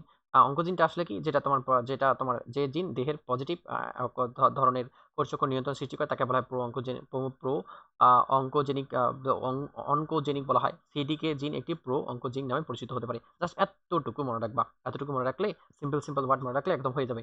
নেক্সট আমরা চলে আসি যে হচ্ছে টিউমার সাপ্রেসর জিন। টিউমার সাপ্রেসর জিন এমন একটি জিন যা কোষের অনিয়ন্ত্রিত সংখ্যা বৃদ্ধি রোধ করে এবং টিউমার এবং ক্যান্সার সৃষ্টি করতে রহিত হয়ে থাকে। পড়বো না। কার্সিনোজেনিক এজেন্ট, এখান থেকে কিছু পড়া দরকার নাই, জাস্ট রিডিং দিবা। জাস্ট 5 বার রিডিং দিলে হয়ে যাবে যে যেসব কোষ উপাদান বা এজেন্টের কারণে দেহের ক্যান্সার সৃষ্টি হয় তাকে কি বলা হয়? কার্সিনোজেনিক এজেন্ট বলা হয়। হচ্ছে অতিবেগুনি আলোক রশ্মি, সিগারেটের ধোঁয়া ইত্যাদি, এক্স-রে ইত্যাদিতে কার্সিনোজেনিক এজেন্ট হিসেবে ব্যবহার করা হতে পারে। পড়বো না। কোষের মৃত্যু দুইভাবে সম্পূর্ণ হতে পারে। একটা হচ্ছে তোমার অ্যাপোপ্টোসিস প্রক্রিয়ায়, একটা নেক্রোজেনেসিস প্রক্রিয়ায়, ঠিক আছে না? তো অ্যাপোপ্টোসিস প্রক্রিয়া তো আসলে কি যে যার জেনেটিক্যালি মৃত্যু সম্পূর্ণ হয় সেটা হচ্ছে অ্যাপোপ্টোসিস। আর যেটা পুষ্টির অভাবে সম্পূর্ণ হতে পারে সেটা হচ্ছে নেক্রোজেনেসিস। বই থেকে সুন্দরভাবে পড়ায় দেবো, সমস্যা নাই। মেটাস্টেসিসটা আসলে কি? যে হচ্ছে টিউমার ভেঙে ক্যান্সার সৃষ্টির মেলিগনেন্ট টিউমার কোষ, রক্ত এবং লসিকা দ্বারা বাহিত হয়ে দেহের বিভিন্ন, ঠিক আছে না? দেহের বিভিন্ন স্থানে নতুনভাবে টিউমার সৃষ্টি করে এবং দেহের বিভিন্ন অংশে ক্যান্সার কোষের বিস্তার ঘটাকে বলা হয় মেটাস্টেসিস। তারপর হচ্ছে মায়োটিক ইনডেক্সটা কি? এখান থেকে কোশ্চেন চলে আসে ওভারঅল ইম্পর্টেন্ট এই পার্টটা, ঠিক আছে না? যে মায়োটিসটা আসলে হচ্ছে মায়োটিসিসগত কোষ সংখ্যা এবং হচ্ছে মোট কোষ সংখ্যার অনুপাতকে বলা হয় মায়োটোসিস, ঠিক আছে না? যাকে বলা হয় এমআই। এবং একটা শরীরের টিউমার কত তাড়াতাড়ি হচ্ছে বৃদ্ধি পাচ্ছে তা নির্ণয় করার জন্য বা হচ্ছে আ চিকিৎসা করার জন্য ডাক্তাররা এটা ব্যবহার করে থাকে, ঠিক আছে না? তো এখান থেকে আমরা পড়ে নিলাম। আমরা মায়োটোসিসের পুরো পার্টটাই আমরা শেষ করে দিলাম, ঠিক আছে না? এই মেইন বই থেকে। আ তো আমরা পড়ে নেব। তো এট এ গ্লান্স দেওয়া আছে, মোস্ট ইম্পোর্টেন্ট ইনফরমেশন দেওয়া আছে। তো আমরা অল্প একটু পর আমরা রিভিশন দিচ্ছি, ঠিক আছে না? আগে আমরা হচ্ছে বইটা থেকে আমরা সুন্দরভাবে এই টপিকগুলো আমরা শেষ করে দিই। দেন আমরা হচ্ছে আ পার্টে চলে আসবো। তো শেষ করে দিই, অল্প একটু শেষ করে দেই। এটা শেষ করে দেওয়ার পর আমরা বই চলে যাবো, সমস্যা নাই। তো এখানে তোমার এই যে ইনফরমেশন গুলো আবার শ্রদ্ধেয় স্যাররা দিয়ে দিছে বইয়ে। তো এগুলো সুন্দরভাবে রিভিশন দিবা। রিভিশন দেওয়ার জন্য তোমার একটা পারফেক্ট একটা তোমার হচ্ছে নোট শিট, ঠিক আছে না?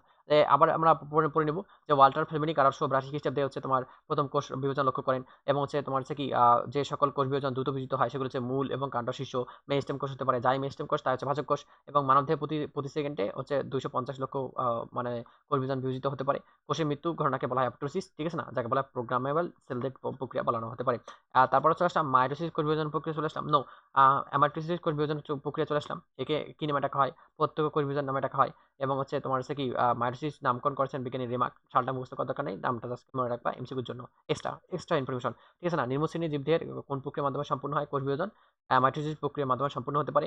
মাইটোসিস কোষ বিভাজন প্রক্রিয়ার মাধ্যমে যে সম্পূর্ণ হয় যে হচ্ছে জীবদেহের সেগুলো হচ্ছে ব্যাকটেরিয়া হতে পারে, ইস্ট হতে পারে, অ্যামিবা হতে পারে, বীজের এন্ডোস্পার্ম হতে পারে এবং মেরুদণ্ডী প্রাণীর তরুণাস্থির ভ্রূণ ঝিল্লিতেও হতে পারে। এগুলো কিন্তু একদম ভেরি ইম্পোর্টেন্ট, একদম মুখস্থ করতে হবে। তারপর কোনো মাইক্রোতন্ত্র সৃষ্টি হয় না অ্যামাইটোসিস প্রক্রিয়ার মাধ্যমে। এই কথাটাও এখান থেকে পড়ে নেব আমরা, ইম্পোর্টেন্ট। মাইটোসিসের প্রাথমিক আলোচনা এখানে বলছে। তো নিউক্লিয়াস বিভাজনকে বলা হয় ক্যারিওকাইনেসিস এবং মাইটোসিস জননাঙ্গ সৃষ্টি করতে সাহায্য করতে পারে। ঠিক আছে না? আর হচ্ছে উদ্ভিদ কোষে সাইটোকাইনেসিস ঘটে কোষ প্লেট এবং হচ্ছে কোষ প্রাচীর সৃষ্টির মাধ্যমে। এই কথাটা এখান থেকে ইম্পোর্টেন্ট। মুক্ত নিউক্লিয়াসের বিভাজন হতে উদাহরণ হতে পারে ডাবের পানি, ঠিক আছে না? বহু নিউক্লিয়াসযুক্ত প্রাণী কোষকে বলা হয় প্লাজমোডিয়াম এবং হচ্ছে বহু নিউক্লিয়াসযুক্ত উদ্ভিদ কোষকে বলা হয় সিনোসাইটিক প্রক্রিয়া বলা হয়। এই টার্মগুলো ইম্পর্টেন্ট, ঠিক আছে না? এই টার্মগুলো কিন্তু হচ্ছে কনফিউশনে চলে আসে। কনফিউশনের ক্ষেত্রে হচ্ছে এমসিকিউ সলিউশন করার ক্ষেত্রে বা এক্সাম হলে চলে আসে। তো একটু হচ্ছে মনে রাখবা যে কোষের গঠন এবং আয়তনগত পরিবর্তনকে বলা হয় মেটা প্লাসিয়া বলা হয় এবং অনিয়ন্ত্রিত এবং অস্বাভাবিক কোষ বিভাজনকে বলা হয় ডিস কি ডাই ডি ডাইস প্লাসিয়া বলা হয়। তো এই দুইটা হচ্ছে ইম্পর্টেন্ট। এই দুইটা এক্সট্রা ইনফরমেশন সুন্দরভাবে পড়ে নিলে একদম হয়ে যাবে। নেক্সট আমরা চলে আসি যে এখানে বলছে যে কোন প্রভাবকে দ্বারা অনিহিত কোষ বিভাজন প্রক্রিয়াকে বলা হয় কি প্লাসিয়া বলা হয়। এগুলো মনে রাখবা, নতুন টার্ম। বিপাকীয় বৃদ্ধি অথবা কোনো সংক্রমণের কারণে কোষের আয়তন বৃদ্ধি হওয়াকে বলা হয় হাইপারট্রোপিয়া প্রক্রিয়া বলা হয় এবং শরীরের কোনো নির্দিষ্ট অংশের কোষ দ্রুত বিভাজিত হওয়াকে বলা হয় হাইপারপ্লাসিয়া বলা হয়। এগুলো দেখে নিবা, এগুলো মেডিকেলের জন্য ইম্পর্টেন্ট, ঠিক আছে না? তারপর হচ্ছে মাইটোসিস সংঘটিত হয় কোথায়? উদ্ভিদের বর্ধনশীল কোষে, মূল কাণ্ড শীর্ষে, ঠিক আছে না? এবং ক্যাম্বিয়াম অঞ্চলে সৃষ্টি হতে পারে। এগুলো কথা ইম্পর্টেন্ট। তারপর আমরা চলে আসলাম কোষ চক্রে চলে আসলাম। ইন্টারফেসেস প্রক্রিয়া চলে আসলাম। যে কোষ চক্র আবিষ্কার করেন বিজ্ঞানী হার্টওয়ার্ড এবং প্লেক, ইম্পর্টেন্ট। ডিএনএ নতুন প্রতিলিপন গঠিত হয় ইন্টারফেসে কোন দশায়? এস দশায়, যার সময়কাল হতে পারে 30 থেকে 50% এবং কোষ চক্র মোট সময় ব্যয় হয় ইন্টারফেসের সময় 90 থেকে 95%, 90 থেকে 95%, ঠিক আছে না? কোষ চক্রের মোট সময় ব্যয় হতে পারে এম ফেজের ক্ষেত্রে 10 থেকে 5%, 5 থেকে 10%, ঠিক আছে না? এবং হচ্ছে কোষের অভ্যন্তরীণ উদ্দীপনা প্রদান করতে পারে সাইক্লিন ডিপেন্ডেন্ট কাইনেস, সিডিকে, যার ফুল ফর্ম হচ্ছে সাইক্লিন ডিপেন্ডেন্ট কাইনেস এবং ডিএনএ প্রতিলিপন সৃষ্টি করতে পারে সিনথেসিস দশায় বা এস দশায়। এই কথা একদম ইনফিনিটি স্টার ইম্পর্টেন্ট। এবং হচ্ছে প্রাপ্তবয়স্ক ব্যক্তির কোষে থাকতে পারে 100 ট্রিলিয়ন বা 10 টু দি পাওয়ার 14 ট্রিলিয়ন থাকতে পারে এবং কোষ চক্র নিয়ন্ত্রণকারী দুই ধরনের প্রোটিন রয়েছে, একটা কাইনেস, একটা হচ্ছে সাইক্লিন, ঠিক আছে না? যে কোষ বিভাজন বাহ্যিক উদ্দীপনা দান করতে পারে, বিভিন্ন হরমোন এবং গ্রোথ ফ্যাক্টর হিসেবে কাজ করতে পারে। কোষ চক্র ডিএনএ প্রতিলিপন ঘটতে পারে ইন্টারফেস পর্যায়ে। ইন্টারফেসে আবার দশা রয়েছে ৩ টা। একটা গ্যাপ 1, একটা এস এবং একটা একটা কি গ্যাপ 2 দশা। ঠিক আছে না? কোষচক্র জি1 দশায় ব্যয়িত সময় হতে পারে ৩০ থেকে ৪০% আর গ্যাপ 2 দশায় সময় হতে পারে ১০ থেকে ২০% হতে পারে। এগুলা ইনফিনিটি স্টার ইম্পর্টেন্ট, একদম মুখস্থ করতে হবে। এগুলা জানতেই হবে, বাপরে বাপ! তারপর নেক্সটে আমরা চলে আসি, অনেকগুলো ইনফরমেশন দেওয়া আছে, পড়তে হবে আমাদের। যে হচ্ছে কোষ চক্র এস দশায় সংশ্লেষণের মানে দশা ব্যয়িত সময় হতে পারে 30 থেকে 40%। কোষ চক্র সময় মাইটোসিসে ব্যয়িত সময় হতে পারে 5 থেকে 10%, ঠিক আছে না? ইন্টারফেসের দশায় বংশগতি বস্তু হিসেবে কাজ করতে পারে ক্রোমাটিন, ক্রোমোজোম আলাদা, ক্রোমাটিন আলাদা, এবং এই দুটি এম ফেজে মধ্যবর্তী অবস্থাকে বলা হয় ইন্টারফেস। এবং স্তন্যপায়ী যে কোষ চক্রে মাইটোসিস দশা সম্ভবত হতে পারে 1 থেকে 1.5 ঘন্টা হতে পারে। এবং ইন্টারফেজে নিউক্লিয়াসকে বলা হয় বিশ্রাম দশা। এবং ইন্টারফেজে অবস্থায় কোষের নিউক্লিয়াসকে বলা হয় বিবেকীয় নিউক্লিয়াস। এবং হচ্ছে ইন্টারফেজের পর্যায়ে তোমার হচ্ছে কি বিরাম 2 পর্যায়ে তোমার আরএনএ সংশ্লেষণ সম্পূর্ণ হয়। এবং ফসফোরেশন প্রক্রিয়া নিয়ন্ত্রণ করতে পারে কোন প্রক্রিয়াটি? এই যে এটা মেডিকেলের জন্য ইম্পর্টেন্ট, যে সিডিকে নিয়ন্ত্রণ করতে পারে। এবং জি2 থেকে মাইটোসিস এ প্রবেশ করতে হলে প্রয়োজন ম্যাচুরেশন প্রমোটর ফ্যাক্টর, যাকে এমপিএফ নামে ডাকানো হতে পারে। উদ্ভিদ কোষে সাইটোকাইনেসিস ঘটে কোষ পর্দায় এবং কোষ প্রাচীরের মাধ্যমে সম্পূর্ণ হয়। এবং প্রাণী কোষে সেন্ট্রিওলে বিভাজনকে বলা হয় ইন্টারফেস দশা সম্পূর্ণ হতে পারে। উদ্ভিদ কোষে মাইক্রোটিউবিউল সৃষ্টি করতে পারে ইন্টারফেস দশায়। এগুলো একদম মুখস্থ করবা, একদম মুখস্থ করে একদম, একদম ধুমধাম, ঠিক আছে না? একদম সম্পূর্ণভাবে মুখস্থ করে ব্রেইনে ঢুকায় রাখবা, ঠিক আছে না? নেক্সট আমরা চলে আসি। নেক্সটে কি দেওয়া আছে? ডিএনএ প্রতিলিপন হয় না কোথায়? ইন্টারকানেকশন সম্পূর্ণ হয় না, এবং সেই হিস্টোন প্রোটিনের পরিমাণ বৃদ্ধি ঘটে ইন্টারকানেকশনের মাধ্যমে, এবং সে প্রাণী কোষে সেন্ট্রিওলে বিভাজনের মাধ্যমে সম্পূর্ণ হতে পারে ইন্টারকানেকশনের মাধ্যমে। এবং প্রথম মায়োসিস এবং দ্বিতীয় মায়োসিস বিভাজনের মধ্যবর্তী সময়কে কি বলা হয়? ইন্টারকাইনোসিস। কিপ ইন মাইন্ড, মাথার ব্রেনে এই কথাটা ঢুকে রাখবা। তারপর চলে আসি, প্রাণী কোষের ক্ষেত্রে সেন্ট্রিওল জোড়া বিভাজনকে বলা হয় ইন্টারকাইনোসিস প্রক্রিয়া বলানো হতে পারে। এই কথাগুলো ইম্পর্টেন্ট। অনিয়ন্ত্রিত মায়োসিস, এই পার্টটা আমরা পড়বো আমরা, যে টিউমার এবং হচ্ছে ক্যান্সার সৃষ্টি হতে পারে এর মাধ্যমে।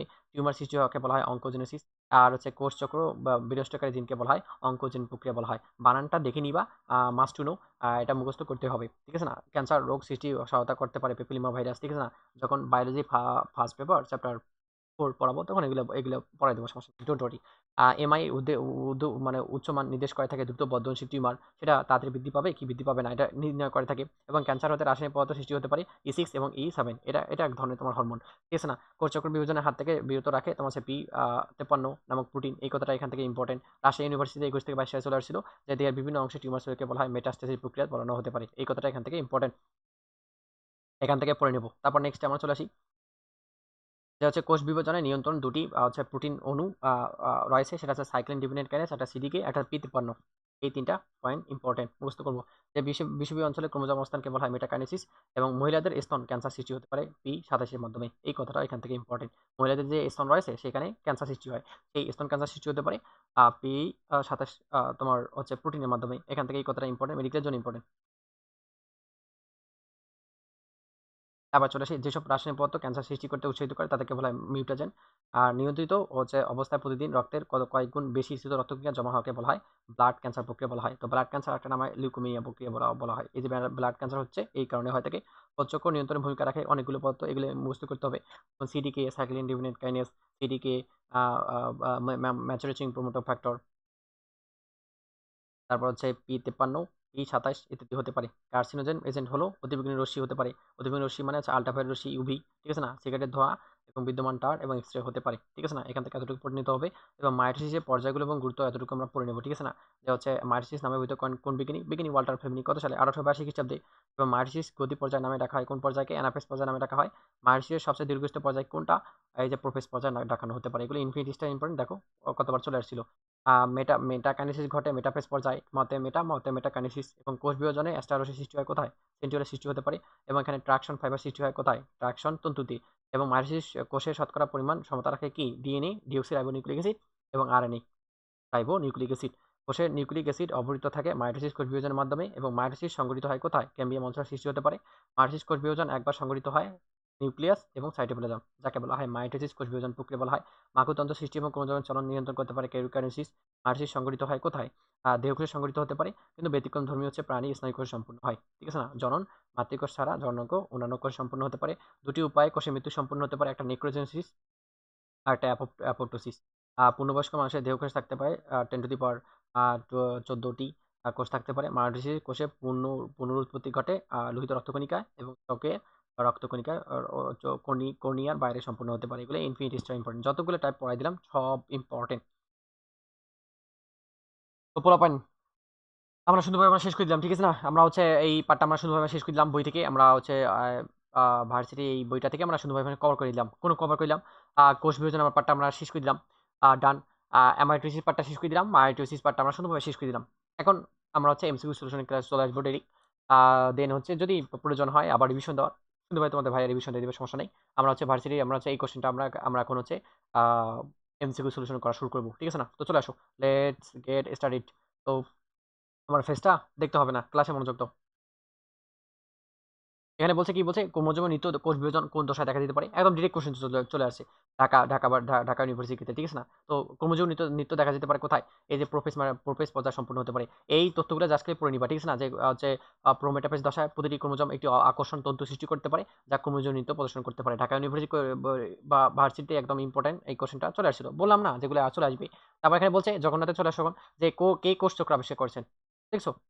যাই পড়লাম তাই চলে আসলো। যে হচ্ছে হার্ডওয়ার্ক প্লেন হবে না, প্ল্যানাম হবে না, হার্ডওয়ার্ক প্লেগ আবিষ্কার করেছেন জন, এটা তো হবে না, ঠিক আছে না? সালটা মুখস্থ করবো না আমরা।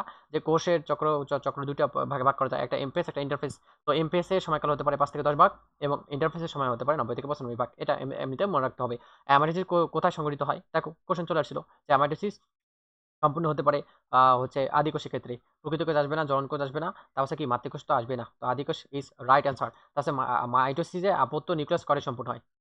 যাই পড়াই দিলাম তাই এখানে চলে আসছে। তো ২ টি সম্পূর্ণ হতে পারে, ঠিক আছে না? তারপর নেক্সট কোয়েশ্চেন চলে আসো। নেক্সট এ জগন্নাথ থেকে আমরা এখন চলে আসবো কোথায়? জাহাঙ্গীরনগরে চলে আসবো। যে কোন দশায় আরএনএ এবং ডিএনএ রেপ্লিকেশন সকল উপাদান তৈরি হতে পারে? কোন দশায়? কোন দশায় সম্পূর্ণ হতে পারে? জি1 দশায় সম্পূর্ণ হতে পারে। জি1 দশার সময়কাল হতে পারে ৩০ থেকে ৪০% এবং হচ্ছে এখানে আরএনএ এবং ডিএনএ, ঠিক আছে না? হচ্ছে রাইবোনিউক্লিক অ্যাসিড এবং হচ্ছে আ আ ডিঅক্সিরাইবোনিউক্লিক অ্যাসিড এখানে সম্পূর্ণ হয়, এবং সিডিকে ফসফোরাইলেশন প্রক্রিয়া সম্পূর্ণ হতে পারে। এই কথাগুলো একদম ইনফিনিটি স্টার ইম্পর্টেন্ট, একদম মুখস্থ করে নিতে হবে। কোষ চক্র কোন অবস্থায় ডিএনএ প্রতিলিপন সম্পূর্ণ হতে পারে? এস দশায়, ঠিক আছে না? এস দশায় সম্পূর্ণ হতে পারে, সিনথেসিস দশায়। এখান থেকে পড়ে নিলাম আমরা যে জীবজগৎ কত প্রকার কোষ বিভাজন দেখা যায়। তো এটা যদি তোমরা যদি না পারো, এই কোশ্চেনটা যদি তুমি না পারো, তাহলে তুমি মানে সায়েন্সের স্টুডেন্ট না। কত প্রকার হতে পারে? ৩ প্রকার হতে পারে, ৪ প্রকার আসবে না, ৫ প্রকার আসবে না, ৬ প্রকার আসবে না। কি সেগুলা? Mitosis, meiosis. প্রত্যক্ষ সমীকরণ হ্রাসমূলক। একদম সুন্দরভাবে একদম শুধুভাবে মুখস্থ করে নিবা। নেক্সট আমরা চলে আসি। এটা হচ্ছে মাইটোসিসের মাধ্যমে ক্রোমোজোমের সংখ্যা কি পায়? মাইটোসিসের মাধ্যমে ক্রোমোজোমের সংখ্যা কি থাকতে পারে? অপরিবর্তিত থাকতে পারে। না বৃদ্ধি পায়, না হ্রাস পায়, না হ্রাস বৃদ্ধি পায়। একদম কিছু পড়তে হবে না। তারপর আমরা চলে আসলাম যে মাইটোসিসের দশায় সময়সীমা কোষ চক্রের শতকরা কত ভাগ?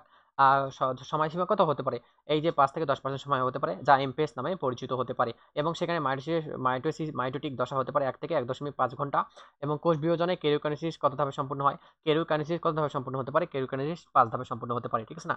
কোষ বিভাজনে কোন ফেজে এটিপি তৈরি হতে পারে? এটিপি তৈরি হতে পারে ইন্টারফেস পর্যায়ে। একটু পরে আসলাম যে কোষ বিভাজনে ইন্টারফেস দশায় এটিপি তৈরি হয়। এটিপির ফুল ফর্ম হচ্ছে অ্যাডিনোসিন ট্রাইফসফেট। একে বলা হয় বায়োলজিক্যাল কয়েন বলা হয়। বায়োলজিক্যাল কয়েন নামে ডাকা হতে পারে, ঠিক আছে না? এবং এর সময় হতে পারে হচ্ছে ৯০ থেকে ৯৫%, এবং হচ্ছে বংশগতিও ক্রোমাটিড হিসেবে কাজ করতে পারে। কোষ বিভাজনের রহিতকরণ প্রোটিন কোনটি? P53, ঠিক আছে না? P53 একটু আগে পড়লাম, ৫২ আসবে না, এত আসবে না, ৫৪ তো আসার কথাই না, ঠিক আছে না? এবং হচ্ছে স্তন ক্যান্সার সৃষ্টি করতে পারে P27। ক্রোমোজোমের কনডেনসেশন সম্পূর্ণ হয় কোথায়? দেখো একটু আগেই পড়ে আসলাম যে হচ্ছে মেটাফেজ ধাপে সম্পূর্ণ হতে পারে, এবং এ পর্যায়ে ক্রোমাটিডগুলো সবচেয়ে মোটা এবং খাটো এখানে স্পষ্ট দেখা যেতে পারে, ঠিক আছে না? কোন ধরনের কোষ বিভাজনকে সমীকরণ কোষ বিভাজন প্রক্রিয়া বলা হয়? ওয়াও লেভেলের কোশ্চেন একটা। অ্যামাইটোসিস হবে না, মায়োসিস তো হবে না। মায়োসিসকে হ্রাসমূলক কোষ বিভাজন প্রক্রিয়া বলা হয়, অ্যান্ড মাইটোসিসকে সমীকরণ কোষ বিভাজন নামে দেখানো হতে পারে। এগুলো দেওয়া আছে, এগুলো সুন্দরভাবে দেখে নিবা। কোষ চক্রে মোট সময়ে শতকরা কত ভাগ ডিএনএ প্রতিলেপন সম্পূর্ণ হতে পারে? কত ভাগ সম্পূর্ণ হতে পারে? সিনথেসিস দশায় হতে পারে তোমার হচ্ছে কি ৩০ থেকে ৪০ ভাগ সম্পূর্ণ হতে পারে। অর্থাৎ ডিএনএ কোথায় সম্পূর্ণ হয়? এস দশায় সময়কাল হতে পারে ৩০ থেকে ৪০%। একটু ঘুরায় পাশে একটা কোশ্চেন দেওয়া দিছে, তো এটা ইম্পর্টেন্ট, ঠিক আছে না? নেক্সট আমরা চলে আসি যে কোন প্রোটিনটি ডিএনএ প্রতিলেপনকে সক্রিয় এবং ত্বরান্বিত করতে পারে? ডিএনএ সক্রিয় এবং ত্বরান্বিত করতে পারে কি? এই যে সাইক্লিন এ, ঠিক আছে না? এই যে দেখো এখানে দেওয়া আছে যে ডিএনএ ত্বরান্বিত করতে পারে কি?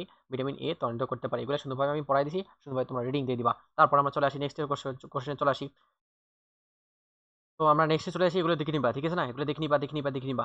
তারপর আমরা চলে আসি যে এখানে বলছে ১৩ নম্বর কোশ্চেনে চলে আসি যে কোষ বিভাজনে কোন পর্যায়ে স্পিন্ডল তন্তুর জন্য মাইক্রোটিউবিউলের সৃষ্টি হতে পারে? তো স্পিন্ডল যন্ত্র সৃষ্টি হয় কোথায়? এই যে ইন্টারফেসে সম্পূর্ণ হতে পারে। যে কোষ বিভাজন প্রক্রিয়া ইন্টারফেসের পর্যায়ে স্পিন্ডল তন্তু সৃষ্টি হয় তাকে বলা হয় মাইক্রোটিউবিউল, এবং এখানে এটা হচ্ছে কোষের প্রস্তুতি পর্যায়, এবং এখানে ক্রোমাটিন হিসেবে কাজ করতে পারে। এগুলো ইম্পর্টেন্ট, এগুলো কোশ্চেনগুলো ইম্পর্টেন্ট, ঠিক আছে না? আর যে উদ্ভিদের কোষে বিভাজন প্রক্রিয়া কোন পর্যায়ে স্পিন্ডল ফাইবার সৃষ্টি হতে পারে? স্পিন্ডল ফাইবার সৃষ্টি হতে পারে প্রোমেটাফেজ ধাপে। এই কোশ্চেনটাও এখান থেকে ইম্পর্টেন্ট। এটা হচ্ছে স্বল্পস্থীয় পর্যায়, এবং এখানে তোমার হচ্ছে কি কাইনেকেটরে মোটর প্রোটিন এখানে সংযুক্ত হতে পারে। কোন জিনটি ক্যান্সারের জন্য দায়ী? কার্সিনোজেন, ঠিক আছে না? অঙ্কোজেনিক হতে পারে বা কার্সিনোজেনিক হতে পারে। লিথল জিন হবে না, লিথল জিনকে মাউন্ট জিন বলা হয়। বায়োলজি সেকেন্ড পেপারে একটু পরে দেবো, সমস্যা নেই। তারপর এখান থেকে এক্সট্রা ভাবে এতটুকু পড়ে নিবা যে হচ্ছে কোষচক্র বিনষ্টকারী জিনকে বলা হয় অঙ্কোজেন প্রক্রিয়া বলা হয়। অঙ্কোজেন ক্যান্সার সৃষ্টির জন্য দায়ী হতে পারে। কোষে উচ্চ মাত্রায় P27 প্রোটিনের উপস্থিতিতে মহিলাদের স্তন ক্যান্সার সৃষ্টি হতে পারে এবং P53 নামক ডিফেক্টিভ হলো কোষচক্রের নিয়ন্ত্রণ নষ্ট হয়ে যায় এবং যার ফলে ক্যান্সার সৃষ্টি হতে পারে। তারপর কোষ বিভাজনের সময় বিষুবীয় অঞ্চলে ক্রোমোজোম বিন্যস্ত হওয়াকে কি বলা হয়? কনডেনসেশন প্রক্রিয়া বলা হয়।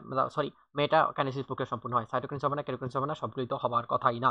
তারপর হচ্ছে মাইটোসিসের নিউক্লিয়াস বিভাজনকে কি বলা হয়? দেখো, এই কোশ্চেনটা জাহাঙ্গীরনগর ইউনিভার্সিটিতে তোমার 23 থেকে 24 সালে চলে আসছিল। ইনফিনিটি স্টার ইম্পর্টেন্ট, ঠিক আছে না? দেখো বেসিক্যালি হচ্ছে নরমাল কোশ্চেনে চলে আসে। তো আগে থেকে পড়ে নিলে, আগে থেকেই হচ্ছে কনসেপ্টটা ক্লিয়ার করে নিলে একদম উড়াধুরাভাবে একদম পরীক্ষা হলে যেয়ে যাদের ১ ঘন্টা লাগে পরীক্ষা দিতে, তোমাদের ২০ মিনিটে ২০ থেকে ৩০ মিনিট মানছে এইভাবে ভালো পড়াশোনা করলে প্রতিটা সাবজেক্ট ২০ থেকে ৩০ মিনিটে লাগবে না। ঠিক আছে না? তো নিউক্লিয়াস বিভাজনকে বলা হয় কেরিওকাইনেসিস আর সাইটোপ্লাজম বিভাজনকে বলা হয় সাইটোকাইনেসিস প্রক্রিয়া বলা হয়। এখানে দেওয়া আছে, পড়ে নিবা। ক্রোমোজোমের সেন্ট্রোমিয়ার সংযুক্তকারী তন্তুকে কি বলা হয়? ট্রাকশন ফাইবার প্রক্রিয়া বলা হয়। এটা সংজ্ঞা থেকে আসছে, শুধুভাবে মুখস্থ করলে হয়ে যাবে। তারপর হচ্ছে মাইটোসিস কোষ বিভাজনে কোন ধাপে নিউক্লিওলাসের বিলুপ্ত করতে পারে? এখানে সম্পূর্ণ কথা বলা হয় নাই। যেহেতু সম্পূর্ণ কথা বলে নাই সেহেতু প্রোফেজ প্রক্রিয়া সম্পূর্ণ হবে। ঠিক আছে না? আর সম্পূর্ণ বিলুপ্ত হতে পারে তোমার হচ্ছে কি মেটাফেজ ধাপে সম্পূর্ণ হতে পারে। মেটাফেজ ধাপে। কোষ বিভাজনে কোন ধাপে ক্রোমোজোম মেরুর দিকে গমন করতে পারে এবং অ্যানাফেজ ধাপে সম্পূর্ণ হতে পারে। এখান থেকে এতটুকু পড়ে নিব আমরা। নেক্সট আমরা চলে আসি। মাইটোসিস কোষ বিভাজন পর্যায় কয়টি হতে পারে? মাইটোসিস পর্যায় হতে পারে ৫টি হতে পারে। প্রোপেজ, প্রোমেটাফেজ, মেটাফেজ, অ্যানাফেজ, টেলোফেজ। ঠিক আছে না? মাইটোসিস কোষ বিভাজন কেরিওকাইনেসিস নামকরণ কে? কেরিওকাইনেসিস নামকরণ করেছেন বিজ্ঞানী হচ্ছে স্লাইকার। ঠিক আছে না? এবং পূর্ণ নামকরণ করেছেন বিজ্ঞানী হচ্ছে ওয়াল্টার ফ্লেমিনিং। এখানে দেওয়া আছে, পড়ে নিবা। তারপর হচ্ছে কোষ বিভাজন আবিষ্কার করেন কে? ওয়াল্টার ফ্লেমিনিং। কত সালে? 1882 খ্রিস্টাব্দে দেওয়া আছে। সামুদ্রিক স্যালামান্ডার কোষে ট্রিটিকাস ম্যাকুলাসা, যার বৈজ্ঞানিক নাম। মাইটোসিস কোষ বিভাজন সবচেয়ে দীর্ঘস্থায়ী পর্যায়কে বলা হয় প্রোফেজ। ঠিক আছে না?